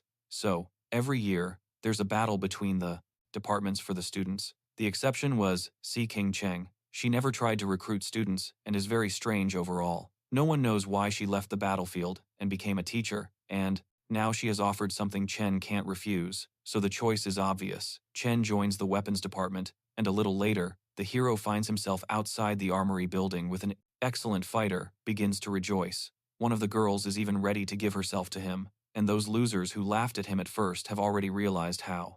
Elf woman who asks him why he's here, and if the dean invited him as well. Chen coldly replies, yes. Nicole is really stressed out by his cold demeanor. How could I possibly lose to such an indifferent man? But they are interrupted by Katie, the dean's right-hand woman. King Cheng, she says. They are now the dean's personal students, so they should try to get along with each other. Now it's time to go to the treasury. With those words, she teleports the disciples to their destination, where a pile of skeletons and monsters and all kinds of battle trophies appeared before them. If this is really their treasure, then all these trophies must belong to Dinia. It makes you wonder, she must be the strongest person King Cheng has ever seen, even compared to those he's seen on TV. King Cheng finishes reading the book and greets his students, who feel honored, but are here, deservedly so. Dean Sia tells Katie that since Nicole is also an elf, she will personally take care of her training. Katie will take her to a secret potion of nature and help her obtain the breath of nature, and Kaati accomplish it quickly. As for Jun Chen, he will have to absorb the essence of the Demon King to become stronger. But before doing so, Chen asks him how she obtained the essence. When Jun Chen defeated the Queen of the Night, the divine alchemist purified the corpse and obtained the essence. Since the books don't say much about it, she decides to tell Chen the truth about this world and humanity's true enemies. Jun Chen asks if the enemies of humanity are not the monsters within the game, but that is only the tip of the iceberg. 70 years ago, their world merged with the game, after which there were many new eras, but their human essence remained because humans continued to be born. But beyond this, wrong they were. A new fan shouts words of encouragement to Jun Chen, and an unusual perspective regarding the losers catches their attention as they continue arguing about the classless guy who, with world, there is another dimension, the world of darkness. It is plagued with demons who penetrate their world through the cracks of reality. The most powerful of them are called demon kings, and only rank 4 fighters with divine status can stop them. Almost nothing is known about the demon kings, but it takes 2 rank 4 classes to handle just one. Chen wonders, since they are so powerful, so how did humanity discover the method to obtain their essence? But it wasn't humans who discovered it. It was actually a gift from heaven. Heaven, the game. Divine possession is a creation of the gods. Now, humanity can communicate with the gods through sacrifice, but it's better to call it negotiation, sacrificing only the things more valuable, like the demon king's body, and the heavens would respond. The essence of the Queen of the Night was obtained precisely in that way. Additionally, if you sacrifice powerful objects, you can obtain divine healing potions, hidden classes, and many other useful things. This new information is just mind-blowing to the guy. He had never heard of such a thing, nor, even on the internet, it's time to absorb the essence. Whether he obtains the bloodline or not depends solely on luck. Chen says he's going to take a breath and then begin the process of possession, and that left the classless one alone with himself, and the Dean's contracted beast tried to use appraisal, but even its level isn't high enough to know anything about. This pet, the Decasia, is incredibly strong, since it can't even appraise his beast. He is interrupted by a knock at the door. It's Dinya's servants who have brought tea and cake for Chen to refresh himself. They say the boy can call them anytime he needs anything, but they are unusual servants, as they are also demons. All sensual, they are not the same. Special talent, and during that time, his cognition has become full enough to get used to all the oddities. Exactly 70 years ago, reality, so many weapons, should have been overloaded. Even with the speed skill, he wouldn't have been able to move so abruptly if he had put all his points into physical strength. Then, whether they are human or not, master-servant relationships are unacceptable. The exceptions are monsters, races from outside Suelno province, and of course, demons from the Rift. Chen says they can rest, claiming he doesn't need anything. And after they leave, he takes out the luck potion granted by the system and drinks the entire bottle in one gulp. Strangely, Chen, he doesn't feel any effect, as if he had just drunk a glass of water. Since it is effective for 24 hours, he waits a bit for the potion to digest, and an hour later, Dinya arrives, and now Chen is ready to absorb the essence. Holding the artifact in his hands, he feels its power and crushes it with a single squeeze. An incredible pain pierces Chen. The sheer enormity of the Mo's force simply tears his body to pieces. He almost faints from the pain and falls to the ground, but luckily, Sia catches him. She tried to reduce the force of the artifact a little, but only a little. Otherwise, the force will dissipate. And then Katie enters the room with the servants and observes the dean's painting sitting on the student. Of course, they misunderstand the situation. And Chen, who makes the second he writhed in pain, he began to justify himself. But at that moment, the super healing worked. The pain disappeared as abruptly as it had appeared. The dean was surprised that the power had been absorbed too quickly. It hadn't worked as intended, but judging from Chen's multiplied attributes, he absorbed all the power. The Queen of the Night had 2 innate talents, the Eye of Night and Darkness. It wasn't clear if Chen got one of them, but the fact is that he obtained both skills, even though they are low rank. The Eye of Night allows you to see the hidden and freeze the space around the target, while Darkness enhances attributes at night. No one had ever obtained 2 abilities at once. It seems that the dean's gamble worked, and it would make sense, but then where did he get the points for his other skills? And the dean even points out that Chen is far too strong for a classless specialization type. Chen's talent paid off, but it's probably a matter of luck. Dean Sia says that new talents always start at a low rank, and the Queen's talent at its limit will be the same. 1 more rank, so they will grow stronger. Chen Jun thanks the dean, thinking that even though she seems withdrawn, she still cares about him. In turn, she allows him to call himself teacher, and we are transported to a remote cave. A huge demon lies chained, resentful that a pathetic man has appropriated the power of the Queen of the Night, and his servant tells his master not to worry, because he will kill Chen and take the Queen's essence, and a giant hand extends forward. Floating within it is the essence of the god of war, and if the servant succeeds, he will obtain it. The next day, in the bedroom, Chen throws the plate and activates the eyes of the night, ordering it to stop, and the plate stops in mid-air. According to the teacher, the eyes of the percented knight, having reached S-rank plus, can stop anything, sealing the space around the object. Among the S-rank plus talents, it is the strongest, but then again, such a queen of the night, powerful, fell at the hands of Master Xia. Just how strong is she? A little later, Chen was going about his business, and was spotted by the demonic women serving King Cheng. They whisper that in the future, this boy could become their master if he and his mistress were to marry. But Chen overhears this and says that the situation was just a misunderstanding. Of course, they don't believe him, and they promise not to tell anyone. The potion of luck continues to work, and this situation remains unresolved. Will all of this be of any help to him? And as he goes about his business, the level of his luck is revealed. He finds money and notices the charms of the girls, and he even becomes the 10,000th customer at a coffee shop, getting a free snack. The luck potion even scares him a little. He has to find a... He says that Chen's talent is omnipotent. He can remove restrictions by doubling his abilities. Only a small percentage of people possess innate talent, and depending on their talent, these decent use for it. But first, he has to complete his daily tasks. Every day, the first two rewards are the same, but the third is always random, thanks to the lucky potion. It sure is impressive, and this time the materials for enchantment are random. Chen obtains the flaming dragon blood, and when he uses it for enchanting, he can get an effect of extra intimidation and dragon slayer. This is truly the best possible outcome for him. He needs to use it for the rest of the day, and that brings us to the end of the lesson. Chen immediately leaves, and Nicole follows him. She didn't consciously follow the hero. Her curiosity is just that strong. She explains that she only wants to know more about her rival, but she can't fool herself. Every time she looks at him, Chen becomes more and more handsome, and he happens to be sitting next to Nicole. She was so interested in the hero that she forgot about the lesson. Meanwhile, they have already arrived at the enchantment room. Nicole asks him if he isn't going to enchant something, and Chen tells her that everything is fine, and that he didn't even realize how the conversation had started. Enchantment is a fascinating thing if you're lucky. You can almost double the characteristics, and if not, the enchanted item will be destroyed. Meanwhile, Chen was already approaching the store and asking to be sold a couple of materials. After carefully examining the assortment, he chooses only the best.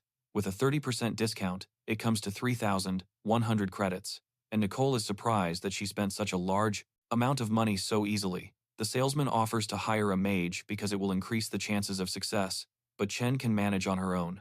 Having gathered everything necessary, she can get to work. Magical energy envelops the objects and transforms them into amplification. She has been successful. The polymorph weapon now has a level 4 gold rank. People choose a class. Those with a magic-type talent inevitably become mages, and those with a talent for physical enhancement choose combat classes, such as, but it is not enough, Chen continues, and then a large amount of purple energy seems to explode in the room. This color signifies that Chen has managed to enchant the weapon to 7 stars, and it is. He asks her again if she wants to continue. Nicole is speechless. Without using any tricks, she simply enchants the item and obtains it, while everyone around her is outraged. There is a 5% chance of enchanting to 7 stars. Will he have the courage to go for 8 stars? Nicole begs him not to, as there is only a 1% chance of success for an 8-star enchantment. Stars be damned. Chen doesn't care. He continues forward, and like the wrath of the gods from the collapsing heavens, the enchantment energy smashes into the polymorph weapon. If he succeeds, the features will be duplicated, so there's an added strange effect on top of that. All the elders hope that the weapon will simply explode. Otherwise, they will die of envy. But alas, it doesn't. For them, everything is going well. The weapon now has 8 stars, strength at 900, and wisdom at 90. New attributes include a 45% increase in physical and magical damage, and intimidation works against. Dragons and lesser races suffer a 15% reduction in their stats and are inflicted with fear, while Dragon Slayer increases damage against dragons by 35%. Nicole can't believe it's a golden weapon, because the stats are even better than those of a diamond weapon. Chen hasn't used any materials at all, but suddenly someone calls the hero the big guy. He offers to buy the weapon from Chen, and is willing to pay 30% more than the market value, and Chen asks what will happen if he refuses. Literally everyone in the room froze, sensing the sudden tension in the air. This big guy is called Brother Lei. He has a very fiery temper, and is also on the student council, not to mention he's dragonborn. Chen has crossed the wrong person, swordsman. Of course, there are specific talents like cleaning or cooking, but nevertheless, the awakened talent determines the class that is chosen. Omnipotent talent is only strong in, but Nicole isn't worried at all. This big guy probably didn't see the first-year duel, and therefore doesn't know Chen's true strength, and neither does Lei himself. He offers the hero friendship in exchange for selling his weapons, but Chen slams the ground, forming a spear, and uses a new intimidation skill that terrifies Lei. He can't believe it himself, because as a hybrid dragon, his race is by definition fearless. Chen begins to loom menacingly over the dragonkin, and asks if he has any courage. Therefore, Chen is not worthy of this weapon, and because he refuses to give it up, they are enemies. The closer Chen gets, the more fear grips Lei's body. Panicked, he shouts at Chen not to dare approach him, reminding him that academy rules prohibit fighting and threatening to report Chen if he attacks. Jun Chen says he doesn't want to dirty his hands with such a coward, so he turns around and follows the others, because the lucky potion is about to expire, so he needs to hurry. Nicole, of course, follows him and asks how he managed to do that, but Chen replies that they will talk later because he's in a hurry and needs to go to the library to read books, but things aren't that simple. The truth is, even though he's allowed to use the library, at any given time, there are too many books, and finding something worthwhile is really difficult. However, with the luck potion, whatever he finds will be a great discovery, and that's exactly what happens. He finds a hidden class, Shadowstream Peak, and a new druid skill called tracking, which allows him to easily detect the tracks of lurking victims. The Shadowstream Peak. Shadow is an upgraded assassin class that grants Chen the ability to escape into the shadows and steal from the shadows. After fully learning everything, Chen speeds up and moves on to the jobs, the early stages, and can be used to increase the strength of your skills up to rank C. It's only useful at the beginning, but its potential is limited, and even though his combat skills and next step, which is choosing a familiar, the pet vendor says he has something for every taste, but they can only be purchased with credits, but Chen isn't even going to. Thinking about the choice, she points to the first pet she saw. With her luck, it's probably the right one. Nicole comments that she picked the skinniest one, which is very weak, wondering what she even needs it for. The seller encourages her, mentioning it hasn't been bought in 3 months. If Chen buys it, he won't even make money, only getting 100 credits for the feed, but Chen says he's already made up his mind and buys it. Then, he feeds the bird some supplements, and as soon as it finishes the can, it immediately transforms into a giant griffin. Not a normal one, but a mutant version. Now the seller regrets selling it so cheaply, but Chen doesn't care. Since his pet seems naive, he decides to name her Xian, after which he and Nicole head to another location. It won't be long before the luck potion wears off, and after a few moments, they find themselves at the summoned animal base of the plant warehouse. It's the only store that's open in this area. There is not much time left before the lucky potion runs out, and after a couple of moments they find themselves at the base for summoned animals in the plant warehouse. It is the only warehouse that is open in this area. At that moment, since Chen often uses his druid abilities, the potted plant would be perfect for him, and the sheer variety of options in this warehouse brings tears to Chen's eyes. He wonders. He is trying to decide who to choose, but suddenly, he is drawn to a strange sound. It's coming from a peak fairy, a gold rank fairy, even though normally all fairies are diamond rank, which is very unusual. The seller explains that these fairies are very weak and require too many resources to feed, so nobody takes them, but it's perfect for Chen because his summoner rank is low, and he can only contract with gold-level beings. So, the hero asks them to add a pot and 3 months' worth of food for her to the bill, and they ask for 3,800 credits for everything. After that, Nicole. Magic is excellent, and he uses it wisely, but his magic limit is very low, so it's not worth focusing on. Professor Jin starts to grumble, saying that's why he advised Chen to change. Tries to talk to Chen again, and he is very curious about how much longer she is going to pursue him, but he has no choice but to let her ask her question. However, Nicole asks him to. He lent 100 credits because Chen has taken all his money, and he doesn't even hesitate to give him his student card. Nicole realizes that she has more than 8,000 credits left in her account after all. That expense, how many people did he steal from during the rookie contest? But it's too late now. So Chen goes home. Nicole promises him that she will return the money in a month, and also realizes that, although he is cold, he's actually quite friendly. 3 months later, in the office of the dean of the military department, the dean asks the professor, "And how is that first-year student doing?" And things are the same as last year, with everyone acting on their own. It is not surprising, since each student is the best in their province, and they do not listen to anyone. Then the old man asks about Jun Chen, and hears that he is doing well. He trains a lot with different weapons, from a dagger to a sniper rifle, but he still doesn't associate with anyone except Nicole, and that's only because they are both students of Dean Xia King. Unfortunately, Cheng, the top student, is always destined to be lonely, as every student must fight on the battlefield, and without communication skills, there's nothing that can be done. In actual combat, that's why there's a freshman exchange program every year, requiring them to assemble a group of the top 20 freshmen. Meanwhile, on the archery range, during archery practice, Nicole and Chen are training, and as soon as the battle begins, they immediately increase the distance between them. Nicole shoots standard arrows, which Chen easily deflects, and then counterattacks with the archer's signature move, the rank B+ hound arrows. Nicole manages to take cover behind a tree, but his attack is too fast, and, of class, because the further he advances, the weaker he becomes.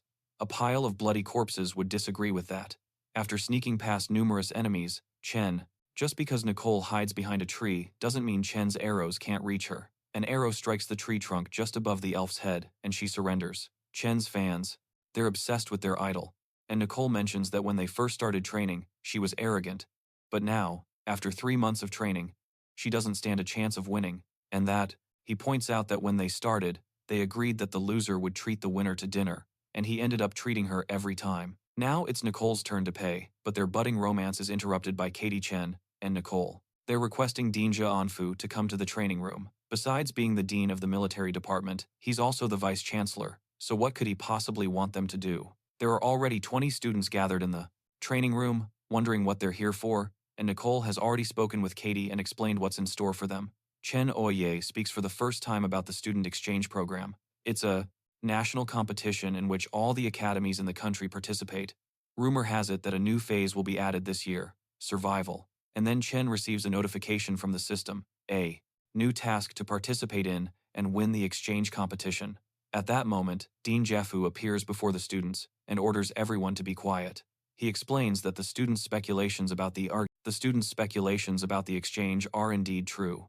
This year, his academy is organizing it, specifically the dean of the military department himself. Nicole inquires why the top 20 students are present, despite only 7 being needed for the competition. The old man responds that it is due to the new survival phase, which will take place in a large zone divided among 20 students from each academy.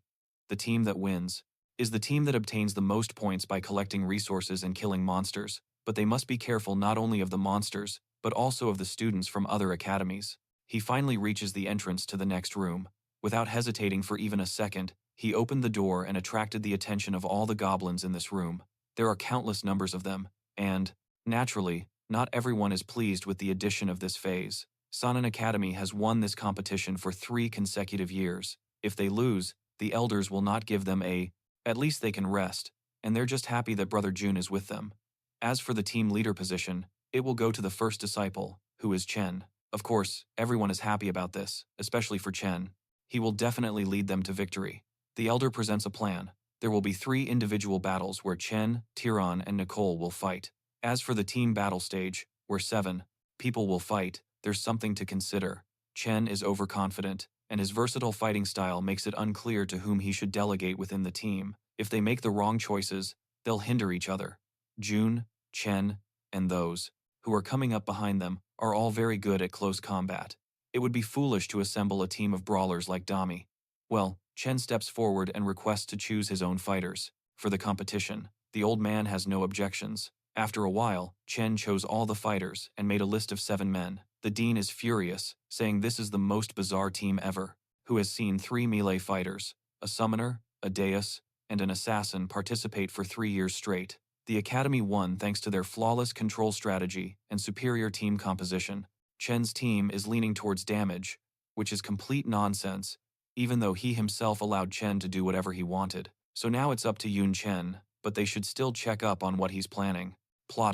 At this moment, in the training room, Nicole is angry with Chen for not choosing the academy's standard strategy, but it is his personal decision. Their conversation is interrupted by an enraged screamer looking for Jun Chen. It's Wei Wu, who helped them achieve first place last year, and he says that the current team isn't good because they don't even have a single mage. He suggests pudding. They will clearly be stronger than the previous ones.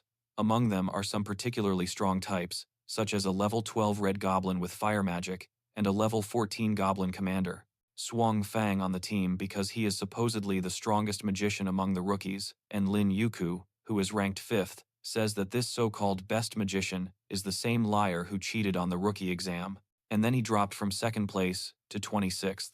Plus, the fact that his family is very rich leads him to believe that Chen simply paid the big guy to throw the match, but Chen has his own reasons. It would be better to refuse. He just doesn't want to take the loser. How can he refuse? He says he is an instructor, and if he says they will accept Swang Fang into the team, then naturally they will. Not everyone is happy. They practiced and studied hard to get into the top 20, not to give a spot to a complete loser. The magician hits his staff against the ground and shouts that he lost only because he was out of shape and offers to fight him right now. The staff he carries is at least diamond level. No wonder he's older. Then the big guy says that he is the one best suited for the role of magician and orders one of the contestants to be expelled immediately. Chen says that this best magician is vindictive and arrogant. If the instructor wants to put him in the position team, then let him fight in a team match. If Chen Si wins, then so be it. Chen will accept it, and if not, then he will leave. Bai agrees to these terms and gives them 3 hours to prepare. After the specified amount of time, everyone will go to watch the fight between last year's champion and brother Jun. Fan opinion is divided because both Ji and Chen are very strong, except that there is a second-year student on Ji's team. Very strong, except that there is a second-year student on Ji's team, which alienates some of his fans. He couldn't handle it himself. Ji's friend expected this result, but they don't care about people's opinions. If they win, they will get a lot of money. On Fan's brother said that they must win at any cost so that their family doesn't go bankrupt. If Hia contacts the Su family, it merged with the game, and human life underwent tremendous changes.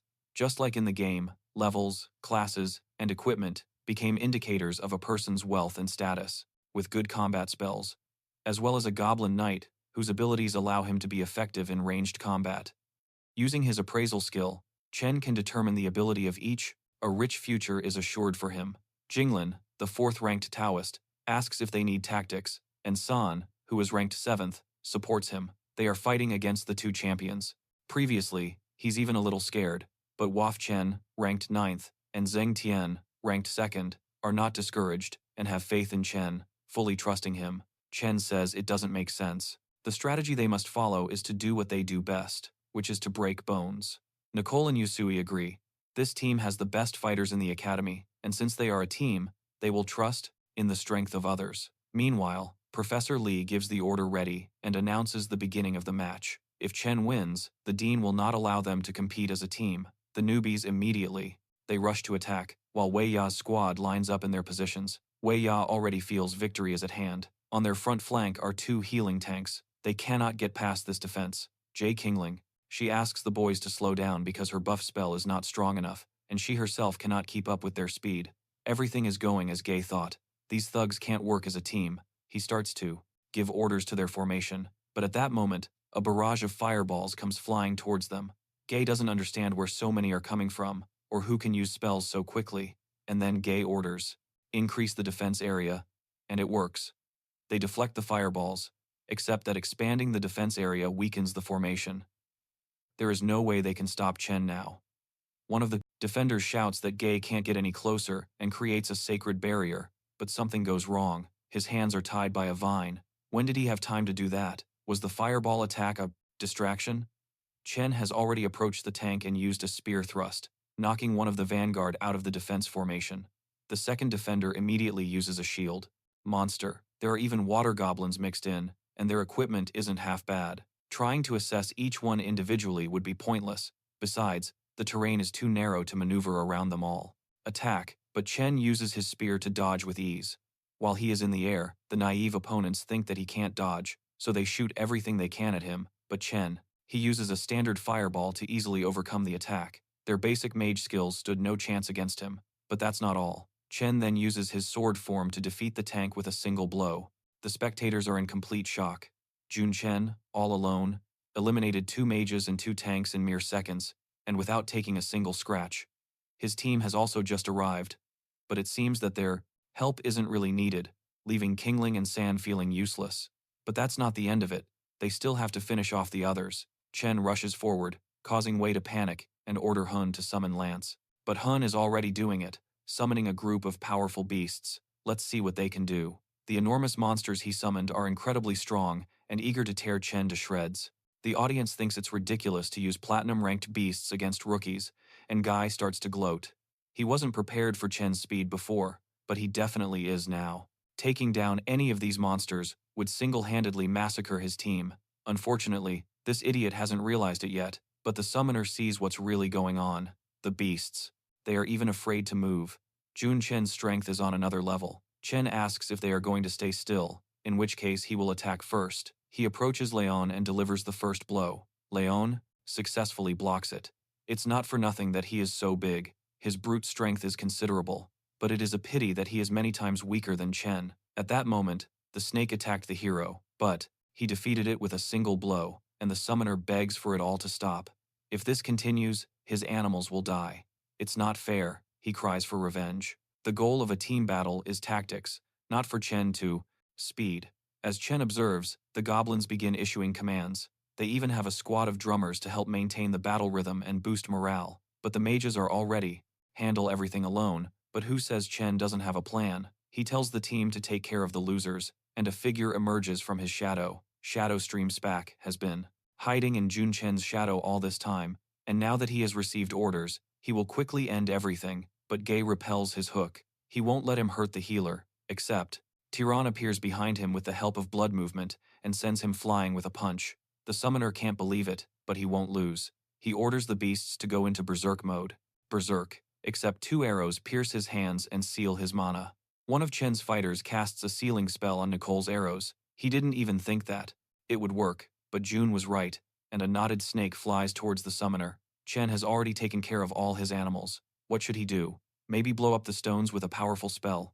Then at least he would get some experience, but the summoner asked him for mercy. He gave up. These beasts were more than companions to him, and Chen wasn't going to do anything if he surrendered. He didn't mind.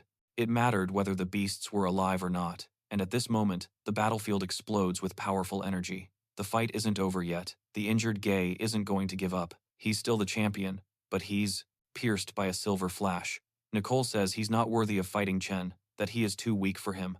A little later, the dean receives a report about Chen's victory. He basically just overwhelmed his enemies with brute force. And then, Zhang asks how Chen himself explains his strategy, and it's very simple. His academy won with the same tactic 3 years in a row. Other academies are prepared for this, and besides, the current Ians aren't very good at tactical battles. It would be better to expose their strengths, although it is difficult for the ready to use their spells to support the vanguard, transforming their ball back into a staff. Chen comments that their strategy is sound, but if everything proceeds according to his plan, it will be. Dean to admit that the rookie is right, but he demonstrated that his strategy works well, and if that's the case, then let him do what he wants. After the confrontation with the students of high school, Chen was relaxing and chatting with his sister. He had recently learned that if his sister got a good grade on the exam, he could get her into Sanin Academy. In that case, they would live together, and Chen would stop worrying about her all the time. But their conversation is interrupted by a knock on the door. It's Kanosa's servants. They came to inform the hero that all his lessons are cancelled, and that instead, a special task from the teacher will be carried out, which Chen immediately agrees to without a second thought. By the way, the teacher gave the names of the demonic ones. The one with blue hair is Ahoyo, and the one with green hair is Olin. Chen didn't care about any of this. The only thing he was thinking about was that the names of the demons were his strength and his main weakness, and it seemed that the dean completely dominated them. With that thought, the demonic ones teleport Chen to a creepy location using space magic. An unknown location where he is greeted by Master Sia, who tells him that Chen should have realized how unwelcoming this place is. This is where the practical assignment will take place.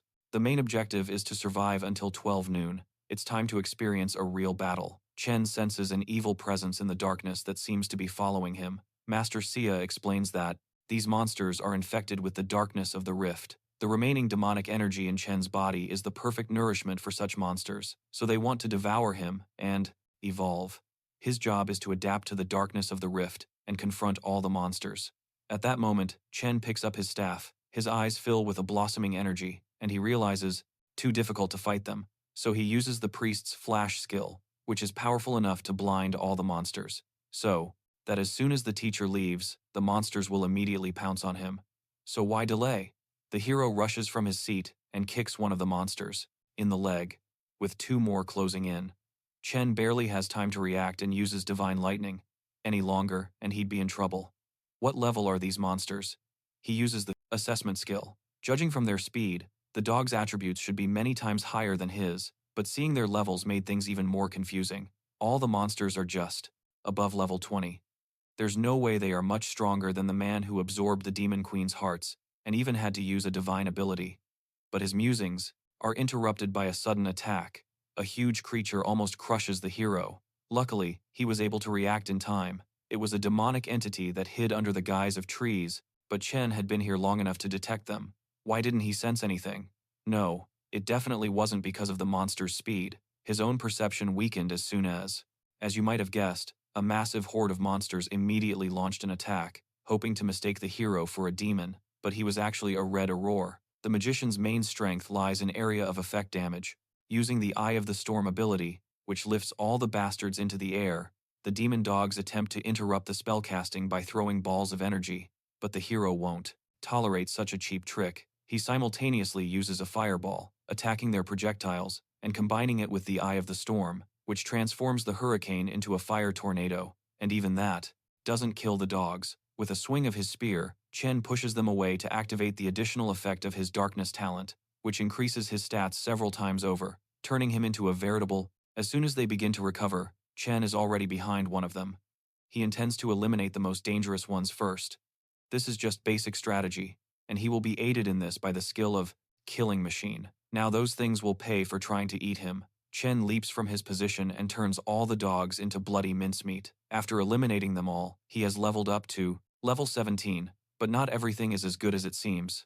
The Green Forest team is infected with darkness and has started to become. Furthermore, phones don't work here. Neither magic nor technology can withstand the rift. But luckily, his Demon Destroyer is an 8-star enchanted polymorph weapon and is resistant to decay, allowing them to last until 12 noon.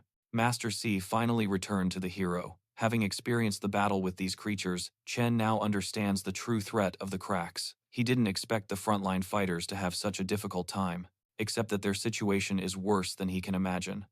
They don't possess the heart of a demon queen, and can't simply snap their fingers to increase their stats and resist the darkness. In addition to having their equipment broken and their magic weakened, they also have to carefully manage their stamina.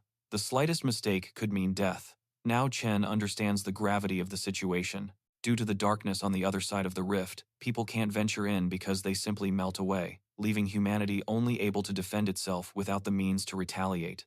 However, the monsters born from the darkness have just as much trouble crossing over, so for the time being, there's a balance. However, this balance is incredibly fragile. Now, in order to close the rift, it's necessary to summon the God of Destruction, who will completely destroy the forest to halt the spread of the contagion. This makes Chen worry that so many animals will die because of the rift, but there's no other option. If they delay, it will turn into a disaster. But Master C distracts the hero from these thoughts by asking him if he wants to. The assassin's stealth. But after slitting the throat of one of the monsters, the rest immediately notice him and try to attack Chen from behind. However, he anticipates their moves perfectly and stomps, using the get something as a reward for surviving, and he just wanted to ask how Demon can use magic without a staff. She replies that it's a passive talent of the magician, Master C. Materialize the skill book. If he wishes, he can take the reward, although he could have asked for something more personal. But Chen is only interested in books and power-ups. 15 days later, the also just started her. The exchange student competition is just around the corner, and literally just now, the network has announced the team members. Some senior students, class, are perplexed as to how their leader has become classless. The fact is that, due to studying and training, the seniors don't have time to keep up with the younger students.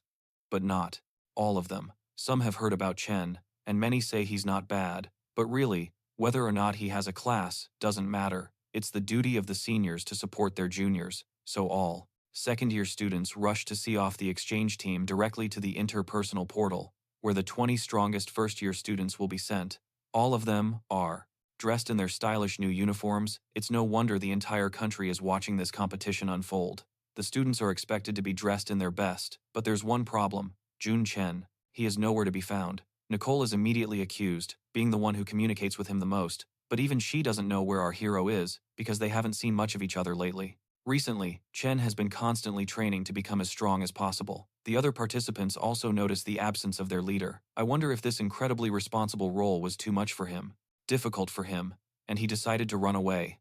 But at that exact moment, without any grace, he materializes in the middle of his team and greets his teammates. This immediately raises the group's spirits, as everyone, the assassin's cloning ability.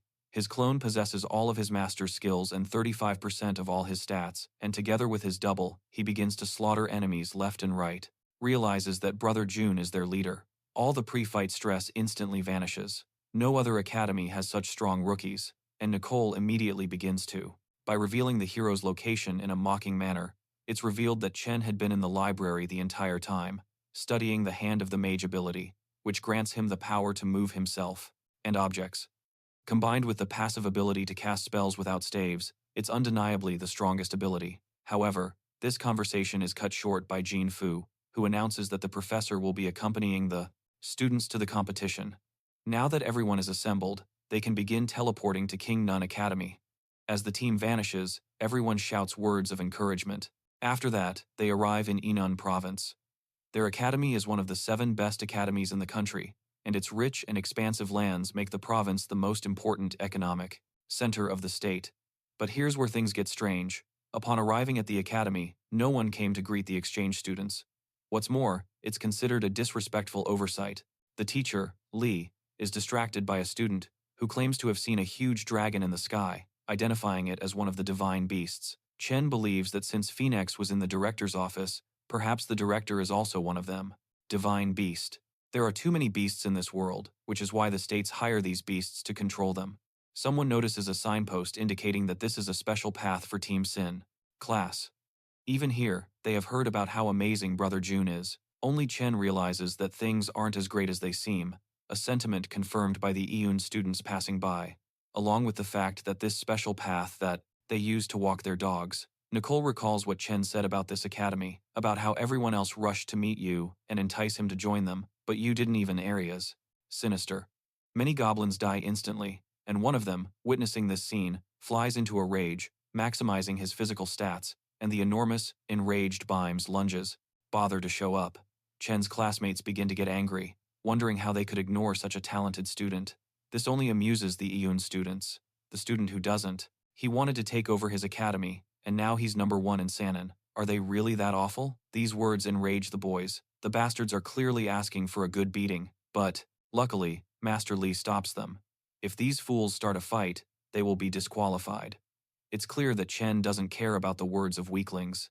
And the kids, dejected and, with their pride wounded, they turn to their leader, but Master Li tries to cheer them up by explaining that they won't be able to talk like that anymore once Chen defeats their elite. Furthermore, they will be interviewed tomorrow, so they must learn to put on a good face and maintain control. The only problem is that there will only be local media reporters.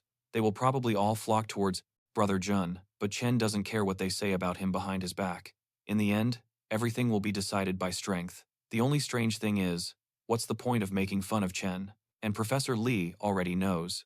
The answer hinges on the matter of your reputation. Student admissions are determined by a vote from the academic staff, with all professors and deans voting unanimously.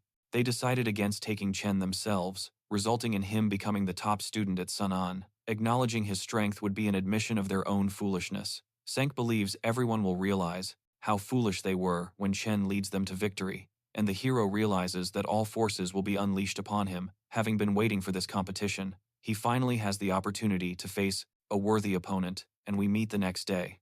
Now, the entire team will be interviewed. Everyone is extremely worried because their families are likely watching them from at Chen, but the classless hero is not so easily defeated. He dodges with ease and says that it is not yet time to fight him. He then summons a water elemental, at which point the screen begins to their homes.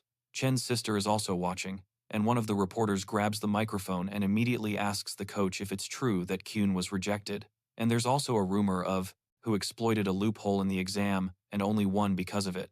It's not just a rumor either. Everyone immediately starts gossiping about it. This reporter is a respected employee of the local publishing house, so his words carry weight and are legitimate. So, the rumors aren't lies. The entire team can barely restrain themselves from going after that bastard right now and ending his career once and for all. But the professor beats them to it. Because how dare this bastard hurl such insults?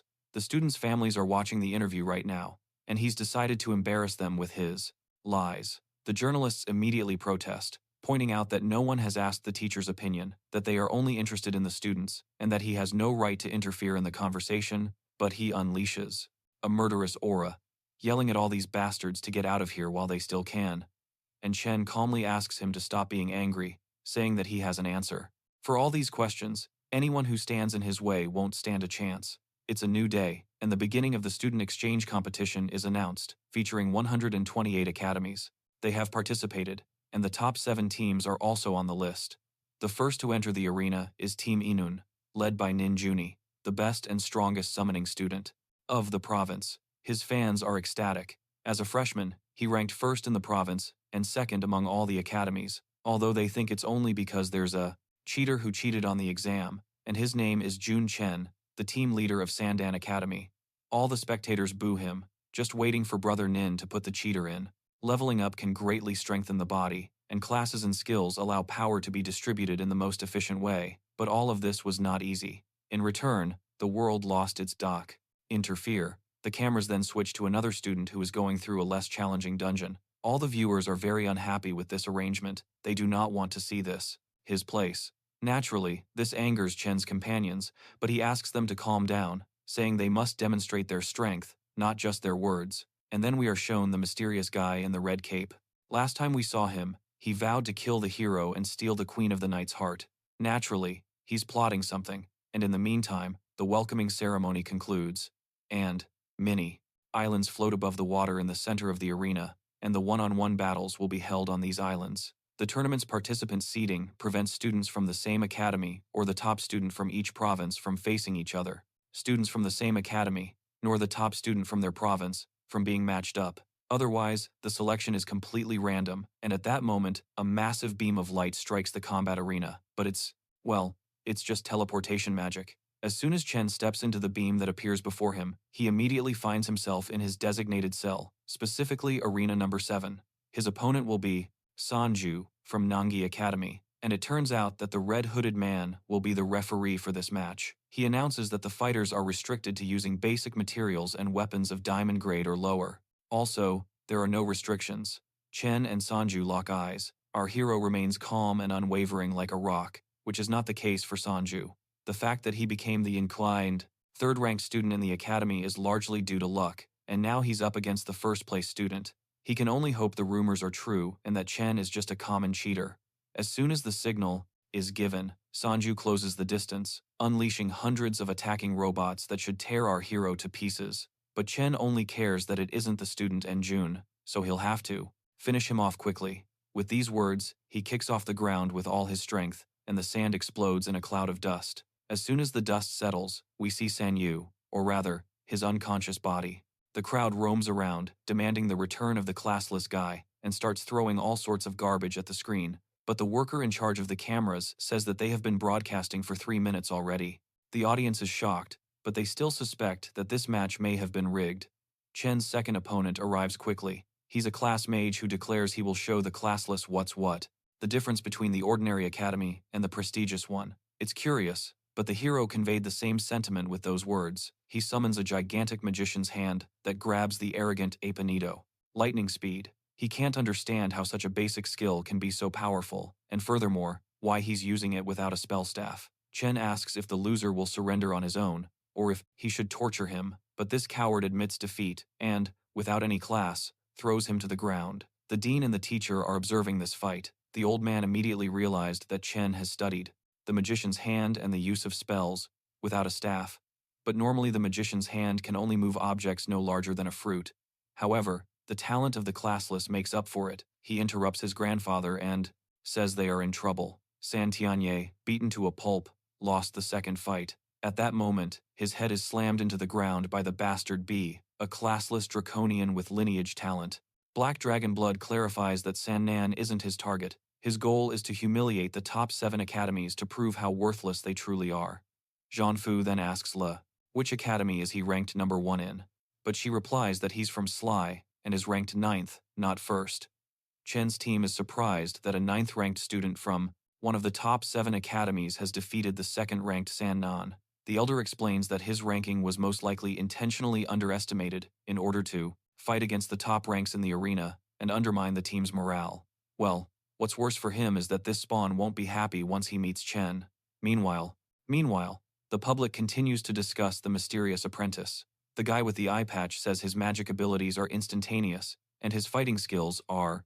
The hero has already defeated 4 opponents in his arena. Suddenly, they hear someone's loud voice, Yas Pisen, shouting crassly, "Get ready, I'm going to cut it off now." But instead of afraid, Chen questions what kind of fool he is. After 4 one-punch victories, the audience starts to doubt whether classes cheated on the exam, but they reassure themselves by saying he only fought against weaklings. But if they were to put one of Enun's best against him, it would be a different story. Right at this moment, Jun Chen's 5th opponent appears in the arena wearing the uniform of his academy. It's Nang, who is ranked 2nd in Enun. What a convenient coincidence. Now everyone will know whether Jun Chen is a cheater or not, and our hero is very happy, having prepared a special show for this despicable academy. Nang tells him not to lump him in with the rest of the idiots, and the tough guy knows perfectly well that it's impossible to achieve 1st place by cheating. But what difference does that make? Those in the in-class have no future, and now he's going to prove to everyone that Chen isn't even worthy of standing at the gates of Injun. He unleashes 3 powerful enhancements on himself, increasing his stats, but Chen doesn't care. There are many ways to defeat an opponent like that, and he'll do it wonderfully this very second. The hero imposes 7 enhancements from all the classes he studied. The onlookers are stunned, not understanding how it's possible. With so many upgrades, he could take down the boss with a single pinky finger. It's not who pounces on Chen, shouting that it won't be enough, thinking to himself that his opponent will crush him like an insect, and continues to upgrade himself. But his axe is stopped by the attack with the hero's spearhead. The collision creates an incredibly powerful blast of energy that sends Chen flying like a ragdoll. This is simply impossible. He's in his best. Excellent, adding that he is also good as an assassin and a friend. He points out that his friend forgot about the summoning skill. This classless guy is a real monster. In their conversation, he runs into form, but couldn't withstand even a single blow. But that's not all. Chen pounces directly on the monster and lands hundreds of blows in a second. But even after that, the big guy doesn't get knocked out because Chen is deliberately restraining his strength. He ties his opponent's mouth shut with a vine to prevent him from giving up and lifts him like a punching bag. He won't let him get rid of it so easily. For this, Nathan can thank the journalists. Chen's sister watched the interview, and he spent all night consoling her, so it was time to settle the score. And with these words, the hero summoned the demonic thornflower named Xiao Jin. Until now, no one understood why he had summoned a level 1 monster. Their attacks simply didn't penetrate Netin, but there is no need for that. Chen orders his fairy to teach the big guy a lesson, and now everyone realizes that he just wants to show off his pet and humiliate Injun Academy at the same time. Xiao Jin begins to furiously whip the bastard, but although he doesn't inflict any physical damage, he suffers so much verbally that he wishes he could die of embarrassment. And 2 hours later, beaten and humiliated, the big guy was rendered speechless. His body might not have been seriously injured, but his heart was shattered, and Chen found it all quite amusing. But Nokian is indeed strong. In such a short time, Xiaohing had gained as many as 12 levels of experience. Well, the referee says that the fighting time is limited, and if the winner isn't determined within 10 minutes, they will score a tie. Then, the hero, with all his remaining strength, punches the downed big guy in the face, and this will mark his victory in 5 battles. And this victory also signified the restoration of his reputation and the humiliation of Amun Academy. Well, after this kind of difficult battle, the hero was given a break before the next fight and moved back to his team in order to the instructor from the assassin department. In this class, he knows all the subtleties. With each kill, the angle of impact can deviate slightly, and then the assassin skill will lose. Of course, everyone immediately rushed to praise him, except for Professor Li. She says now is not the time to relax and celebrate. All members of Henan Academy achieved. Move on to the next round, which will only include 64 academies. Now, the possibility of facing a formidable opponent has increased significantly, so while everyone rests, They must prepare for the next round. After resting, it was time for another elimination match. This time, Chen was once again matched against Injun Academy, specifically against their third-ranked member. He himself does not understand how he can fight this monster, especially since even Netki couldn't defeat him. As soon as the match began, the loser tried to surrender, but the hero immediately covered his mouth with a partifil, liana. He begged Chen to forgive him, but it was all in vain, because Chen simply can't let him go until he raises Xiaojin's level and completely tramples Injun's reputation this time. Lada's tail strikes are stronger than before, because her level has risen, but beyond that, she is also gaining combat experience and learning the fundamentals of battle thanks to the Chen's advice causes the onlookers to become indignant. Someone needs to put a stop to these humiliations, but they are distracted by a piercing scream of agony. It's B. Essen, torturing her new victim, the poor guy. The man tries to surrender, but his speech is slurred from the pain, and words barely escape his mouth because his lungs are filled with blood. Draconi seizes this opportunity and slams the guy's head against the ground, but the referee stops him just in time.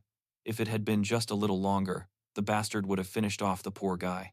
Even Bison's colleagues remain shocked by his cruelty, as his director allows him to get away with anything due to his lineage. Both of Ison's parents are draconids with black dragon blood, and the nature of this subspecies of dragons is its power, allowing him to kill the enemy with a single blow. It's no exaggeration to say that his movements are at the level of a professional, and even more so, as many professionals were not as good as him. Genetically tyrannical, unrestrained, and greedy. And this ruthless bastard's next opponent will be Jun Chen, the top ranker of Hangan Academy. B is already anticipating crushing his head of this arrogant bastard, but Chen doesn't care what the degenerate says. He's heard that some people overinvest in their bloodline's talents so much that they lose themselves and become a monster. It seems that this has already happened with this bastard, and Bizen suspects that the classless one is being watched by his relatives. It would be a shame if Chen kills him, and the people who want Chen don't see it. He was wrong to say that. Now the hero is serious. He instantly pounces on the bastard and hits him with his spear, which deals extra damage to Dragonkin and weakens their stats, and the attack was so powerful that the shockwave seemed to blow the arena away. He grabs the spawn by the head and says that it's not time to rest, and Isen tries to say that he's going to kill him, but Chen knees him in the face, gathers all his power in his fist, and then hits his chest with such force that even the powerful body of the black dragon cannot withstand it, and he flies. Upstairs, Chen teleports behind the bastard before he can fall, kicking him in the back with all his might, and slamming the dragonborn into the ground with such force that the sand it was about to open. Chen wonders if the dragonborn wasn't trying to crush his head just a moment ago. What is he thinking now? But this creature is still capable of surprises. Anger filled his eyes. With a bloody shroud, the hero immediately sensed that something was wrong and jumped away. Then, huge wings grew from behind Isun's back, further awakening his dragon blood. Now he only thinks about the pleasure he will get from killing a classless wretch. The dragonborn gathers magic in his throat and shoots black flames directly at the hero. For a second, it seemed as if he had hit his purvigat. Then the camera focuses on Chen again, and the audience is thrilled to finally see a classless warrior who has summoned 3 elementals to fight the goblins, and he himself has target. But in reality, Chen had already pierced his chest with a spear. He doesn't realize when Chen had the time to do so, and the hero responds that the brain is a wonderful thing. It's a pity this one doesn't have one. He just says it's nothing. Chen only pierced his muscles. He can't reach the heart. And what do you have to say now? With these words, the hero plunges the spear even deeper, stopping just a millimeter away, in front of his heart, and he instantly falls to his knees, begging for mercy. He'll be his servant if he has to. He's willing to do anything to avoid death. The hero draws his weapon. How pathetic. Screaming about killing, but as soon as he thought he was going to die, he started crawling like a slug. The protagonist's companions are already afraid that he will kill his opponent and be disqualified. But Jianfu didn't doubt Chen's composure for even a second. His senile boasting is interrupted by Professor Li, who tells him that Chen has a sister, and if they bring her here and take care of her, then your best student will have a clear mind during fights. After all, his sister is the only person close to Chen, and she now lives in the underdeveloped city of Donjun, whose the defenses are, to put it lightly, weak. The old man realizes that, for his country, the best students from the 7th Academy hold strategic importance, because each one of them will surely reach at least the 4th rank, assuming they don't die in the training process. And fighters of this level represent the ultimate combat power against the world of darkness. So, Jinfu tells Li that he must prepare everything for his sister's move, and when Chen is free, they will ask for his permission to carry out this undertaking. But the grandfather himself is distracted at this moment by people equally as old as him, who are calling him to bet on the student duel. Of course, he accepts and leaves the care of the students to teacher Li. Meanwhile, a battle has begun with the boss of the room, whose fury is starting to affect him mentally. Now begins the most interesting part of the second phase, the battle with the room's boss. Chen is already facing a new opponent, or rather, adversary. This is the successor to the Holy Sword, named Buchan. She ranks first in her academy, Donf, but the brother Jun states that, despite her fancy appearance, he will quickly take care of her, while the elders discuss the upcoming match. Drawing on their extensive experience, they anticipate a spectacular fight. Just then, Zhan Fu appears behind him, announcing he will give his student an A-rank skill book. Vice-Chancellor Injun of the Academy responds that he has great faith in Chen, because victory over the Dragonkin doesn't prove his omnipotence. Bizan was a fierce but cowardly opponent, so defeating him proves nothing. The elder doesn't react to his taunt, and he asks with a smile if he's in or out, but the Vice-Chancellor, of course, supports the bet and offers an A-rank treasure, only to be interrupted by a cheerful simpleton, Dean Buchan, and Olerated bets a soul scroll, claiming it will be more valuable than the A-rank treasures. Before he can finish his sentence, he hears the television behind him announce that Jun Chen has won the fight, and while he was, to put it mildly, Zhan Fu, surprised by this outcome, happily accepted his soul scroll. Buchan was a truly strong opponent, and even though Brother Jun defeated her in a second, he was completely drained of energy at that moment, but then he was helped by the energetic girls. Meanwhile, our hero had already teleported out of the arena in order to rest between matches. And of course, now, instead of the old man, Professor Li is just talking to thin air, going on about how great Jun Chen is, but the truly tough fights are about to begin. Although everyone has been saying the same thing in the past, at that moment a message arrives on his phone, and the lists including Chen's next opponent have already been published, and this guy gets very tense because, since this monster has a nightmare level of difficulty, Chen will have to use a few tricks. The goblin boss suddenly lunges at the hero, but before he can reach him, he falls into a sword. The one who will fight our hero is none other than Nin Juni, the top-ranked student of Injun Academy, and he is a truly formidable opponent. Unlike before, he keeps trying to convince them that he is strong, because unlike Chen, his skills are S-class, which means he has the ability to turn an ordinary monster into a boss-level threat. Well, after this reveal, the boys, they are in the arena, and Uni declares that she will win at any cost to prove that the lower class is trash, because her status and honor simply won't allow her to lose. Chen responds by saying, "It doesn't matter. Whoever you are, the most important thing is to not fall." These words infuriate Uni, and she begins to summon monsters, but Chen isn't going to stand by and watch his enemy gain strength, so he immediately pounces on him with all his might, and judging by Uni's face, he was just waiting for this. As the classless one closes the distance, he uses a secret synchronization magic with a crazy smile, shouting for Chen to attack. The hero immediately pierces Uni's chest with his spear, but something is wrong. It's as if his body has become intangible, all because he merged with the beast. Ghostly, the fans are ecstatic that he's about to show this pushover what's what, and Uni lunges at Chen like a bloodthirsty maniac, ready to tear him apart. But our hero uses a flash of light that instantly blinds Uni and inflicts tremendous pain. After all, when he merged with the ghostly beast, he not only acquired its abilities, but also its weaknesses. He immediately uses the void skill to increase the distance between them, but Chen hurls his spear to prevent his escape, and the evolved stalk dodges the attack. This unrefined guy turns around and realizes that the earth demon flower Uni summoned at the beginning has been spreading its seeds this entire time. The spectators realize, trap.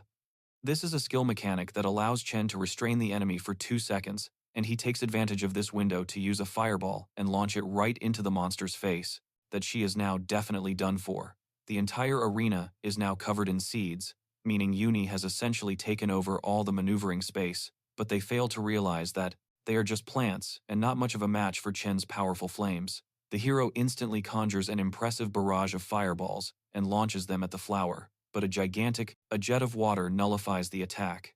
The summoned seahorse will defend the flower from the fire, and numerous portals materialize around Junja, from which emerges a whole army of high-ranking monsters of colossal strength appear.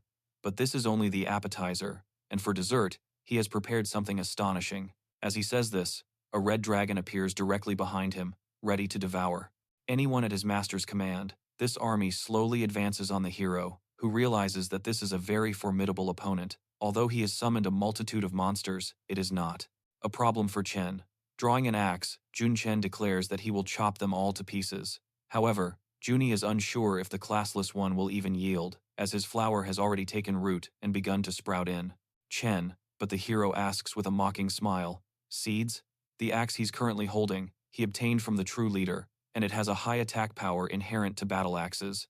Battle axes, and before absolute power, even the most powerful spells are destroyed.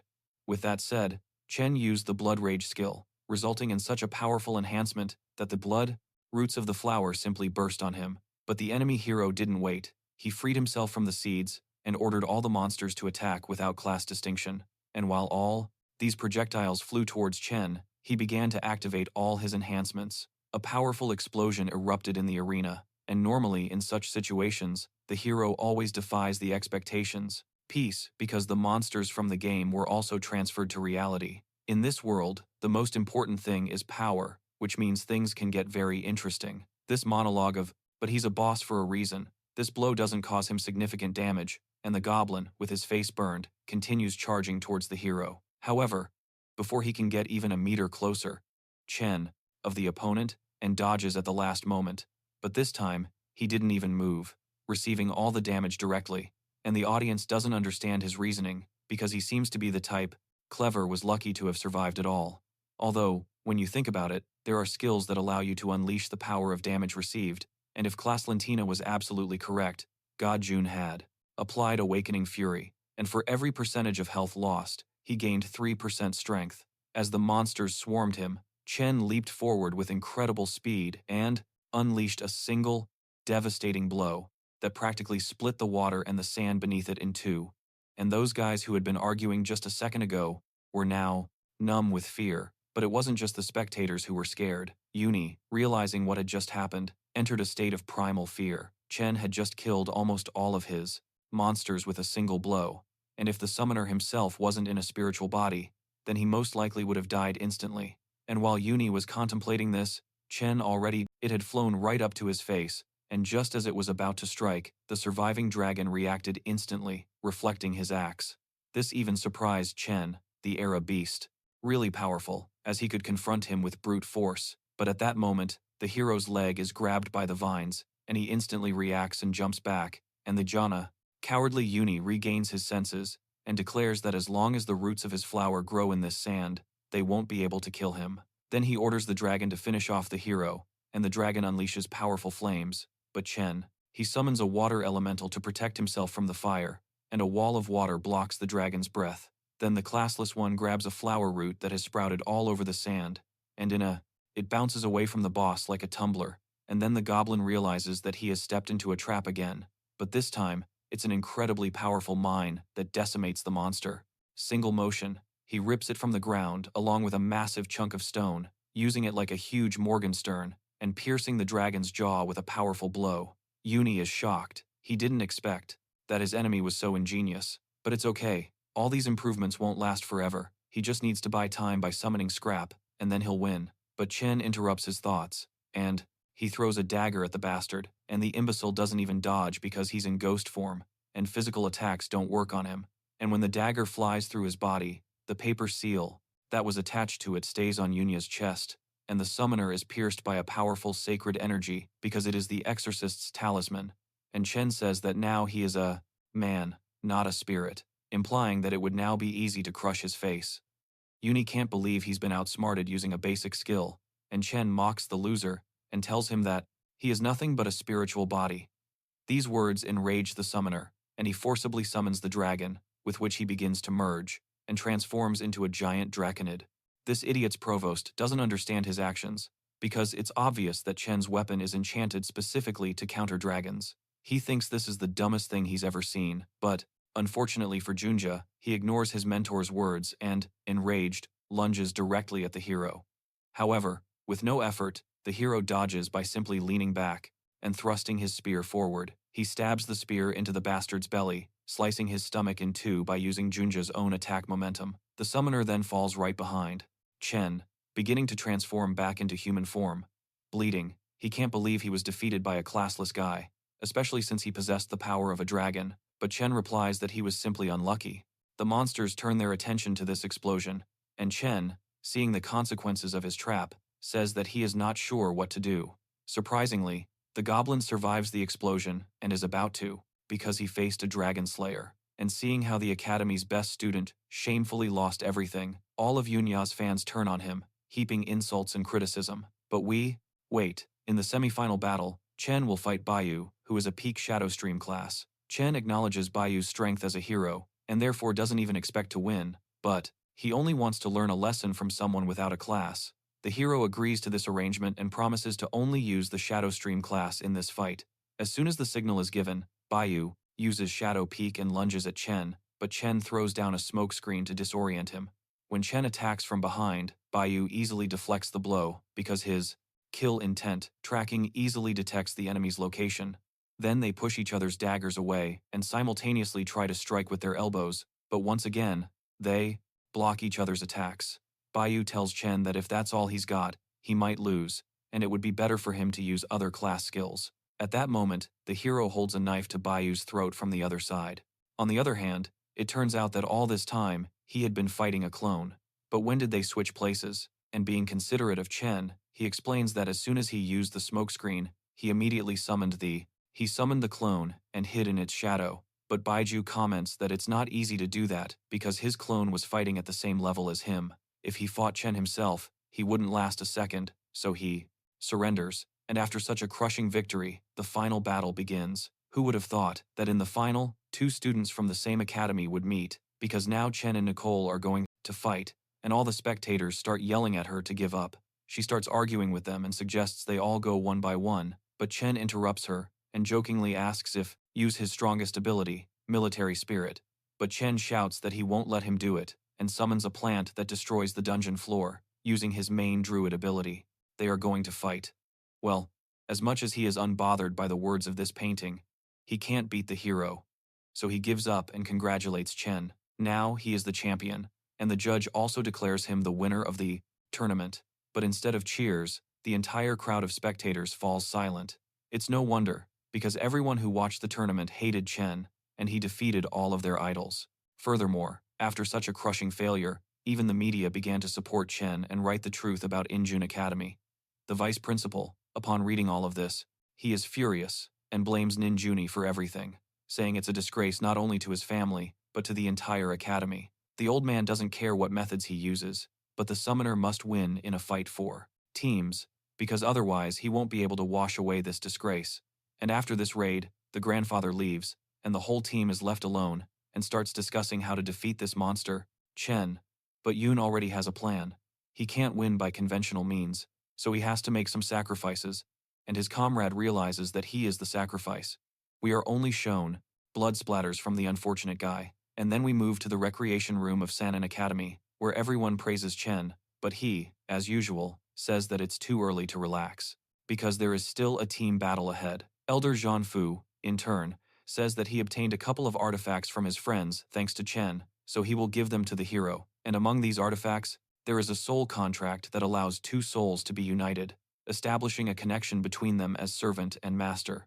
Chen had seen this before. Two of Dinia's succubus servants were united by such a contract. Of course, it can't be used on a human, because the country is very careful about the rights of its citizens, so it's better to use it on some beast. With a wave of his hand, Chen controls the plant and digs it straight into the boss's jaw. The goblin can't even move, and ice bullets fly towards him, inflicting cold damage. Or foreigner. Normal advice from his grandfather, and while Chen is contemplating how he should use it, the dean informs them that if they take first place, Sanan will also give a reward to the entire team, in the form of 10,000 credits, 20 million in cash, and a rare item. The 20 million isn't really important, since only credits can be used at the academy, but the rare item sounds intriguing, because even diamond quality items aren't rare for the dean, but they only discover what this item is after their victory and upon returning home, at which point the teacher interrupts him, to the dean, and informs him that he has important news. A team member, Injun, the magician Li Wanju, was injured, so he was replaced by a knight from the guard as an emergency substitute. Of course, everyone realizes that Injun did this intentionally to gain an advantage over them, But Brother Jun calms everyone down and says that today they will demonstrate what true tactics are. We are transported back to the moment when Sanan faced the Valak's team. Chen's team immediately rushed into the attack, and of course, our hero immediately rushed towards. Charging forward at incredible speed, he shattered the formation's defense. The wizard immediately orders the tank to be healed, because if this classless opponent breaks through to them, they will lose. But the healer, he points behind him, saying that Chen has already broken through, and at that moment, Chen lunges at the mage, crushing the team leader with a powerful blow. Han Nan's team is the clear victor. In this match, the support says that they don't have to do anything at all, while the buffer is constantly trying to keep up with everyone. But nothing seems to work. It seems that they were only brought along to stay out of the way, but Chen pats him on the back and tells him not to talk nonsense. They are also a very important part of the team. Just now, of cold, and reducing his movement and attack speed by 35%. This powerful ability smashes the monsters against the ground without giving them any rest. As he takes advantage of this opportunity, rivals were weak, and he decided not to waste the team's strength on such losers. After a short break, Han Nan faces Yonho. The spectators are cheering, knowing that these guys are crazy and don't really care who defeats Chen Lo. The main thing is that someone at least puts him in his place, but Sasin from Jun's team just laughs at them. His formation has only recruited mages, and since they have no vanguard, they're just an easy target for him. As soon as he starts to slip into the shadows, Chen's hand immediately grabs him by the animactive 9 neck and pulls him back because there's no rush. This seemingly easy prey won't be so easy to deal with, and Sasin and Tira tell Brother Jun that although they are strong mages, they are fast enough to take care of them before they can even cast a spell, and the other Vanguard members are also backing them up. Each of them is strong on their own, and if they all attack together, the enemies will not stand a chance. After hearing all of this, Chen agrees and instructs them on the tactics. After all, it's a team game, and you have to take everyone's opinion into account. The teammates get the go-ahead from the referee, and the entire team immediately swarms the magician. Tyrion uses blood manipulation, and the support doesn't even have time to buff them. Chen, on the other hand, continues and, before they realize it, tries to analyze all of the enemy's abilities. Their attributes are fire, earth, wood, ice, light, and darkness. But judging their power based solely on attributes is difficult. One of the guys is behind the entire team, unnoticed. Wait, Chen can't sense any attributes from this dead-looking guy. So, what kind of magic does he possess? But the sorcerers aren't going to wait for their enemies to get close, so they unleash all of their attack spells, literally raining down various magics to crush the Sanin team. Chen uses the M221 caster mechanic skill, the basic Thunder Mage skill, the Water Mage skill, Water Arrows, and the Chen instantly pulls out his staff and uses his quick casting talent, sending out a handful of fireballs to intercept the mage's attack, but he fails to repel all of them. The projectiles are already too close for the boys to dodge, but the good thing is that Brother Jun eliminated most of the magic, allowing Tyron to block it with his blood barrier, and even such a colossal burst of magic doesn't penetrate his red shield. Then, the main attack power instantly unleashes ranged slashes that fly straight at the mages, but their earth sorcerer manages to raise a stone wall. Squad leader Yayan Ju gloats. Did they really think such a frontal attack would work? But before he can finish his thought, he notices a drop of blood near him, from which Tyrion materializes to knock out the pompous creature, but the tree mage manages to conjure a vine that restricts the Blood Knight's movements. They work well as a team, but Tyrion doesn't rely on his strength alone. Gofa and Chen emerge from his shadow, and, with a sharp movement of their hook, Kadena attacks the team captain directly in the head and manages to teleport away. No one expected them to possess such magic, and their entire group is immediately transported into the air. Surrounding Tyrion and Fiken was their original plan. Now these two are definitely finished, and gathering all of their attack power, they activate the strongest magic orbs. The assassin realizes that he will probably die after receiving so much damage, but suddenly, Jun Chen grabs him by the shoulder and, in one swift motion, throws him together with Tyrion, and a huge explosion vaporizes Nicole. She is shocked that he sacrificed his life. Even if you put aside emotions and judge purely from a strategic standpoint, they sacrificed one life for the sake of two. In this case, it was a stupid move because summoner skill, water spirit control, and this whole barrage of attacks is sent directly at the poor guy. The head of the hall felt the power of every skill used by the classless warrior, and the birder. With the loss of Chen, they lost 50% of their power, and Fiken blames himself, wishing he had listened to Brother Jun and been more careful. and out of the smoke comes a voice that says, "What are you all?" They sadly believe that he's dead. As he said this, Chen appeared right behind the boys. He wasn't foolish enough to actually die here, so he simply used a clone. Looks like their opponent was hiding an ace. The sleeve hid teleportation magic. Now they'll really have to sweat. This guy most likely has a hidden spatial mage class, because normal teleportation mages have quite limited skills. While they were fighting, this creep had placed teleportation runes all over the arena. What should they do now? The correct answer to that question is nothing. Because Jun Chen will do everything for them, the others can cover him. Nicole tried to disarm at least one of them, but he instantly got behind her and created a powerful ice attack. The same happened with the rest of the boys. The spectators cheered them on. They, of course, wanted their team to win, but if the classless one was defeated by another academy, they would become like brothers. Meanwhile, no attacks have worked on the mages, except that Chen has already made his move, pouncing on one of them. But the teleporting mage simply laughs it off. Because he has been following Chen very closely and knows the range of all his attacks, as soon as Chen is within striking distance, he immediately moves his comrade. Chen takes out his gun and disarms the DRS bastard with a shot, instantly causing him to fall to the ground. And of course, Jun can't resist being dramatic, so he decides to waste precious seconds of the battle on a cool phrase about blowing smoke from the barrel. But then, without wasting a second, he jumps up and, with the help of his sniper skills, begins shooting at the mages, as if from an audience held their breath watching the exciting battle. They even felt a little sorry for this boss. He literally had no chance against such a monster. Jun Chen used Finus, machine gun.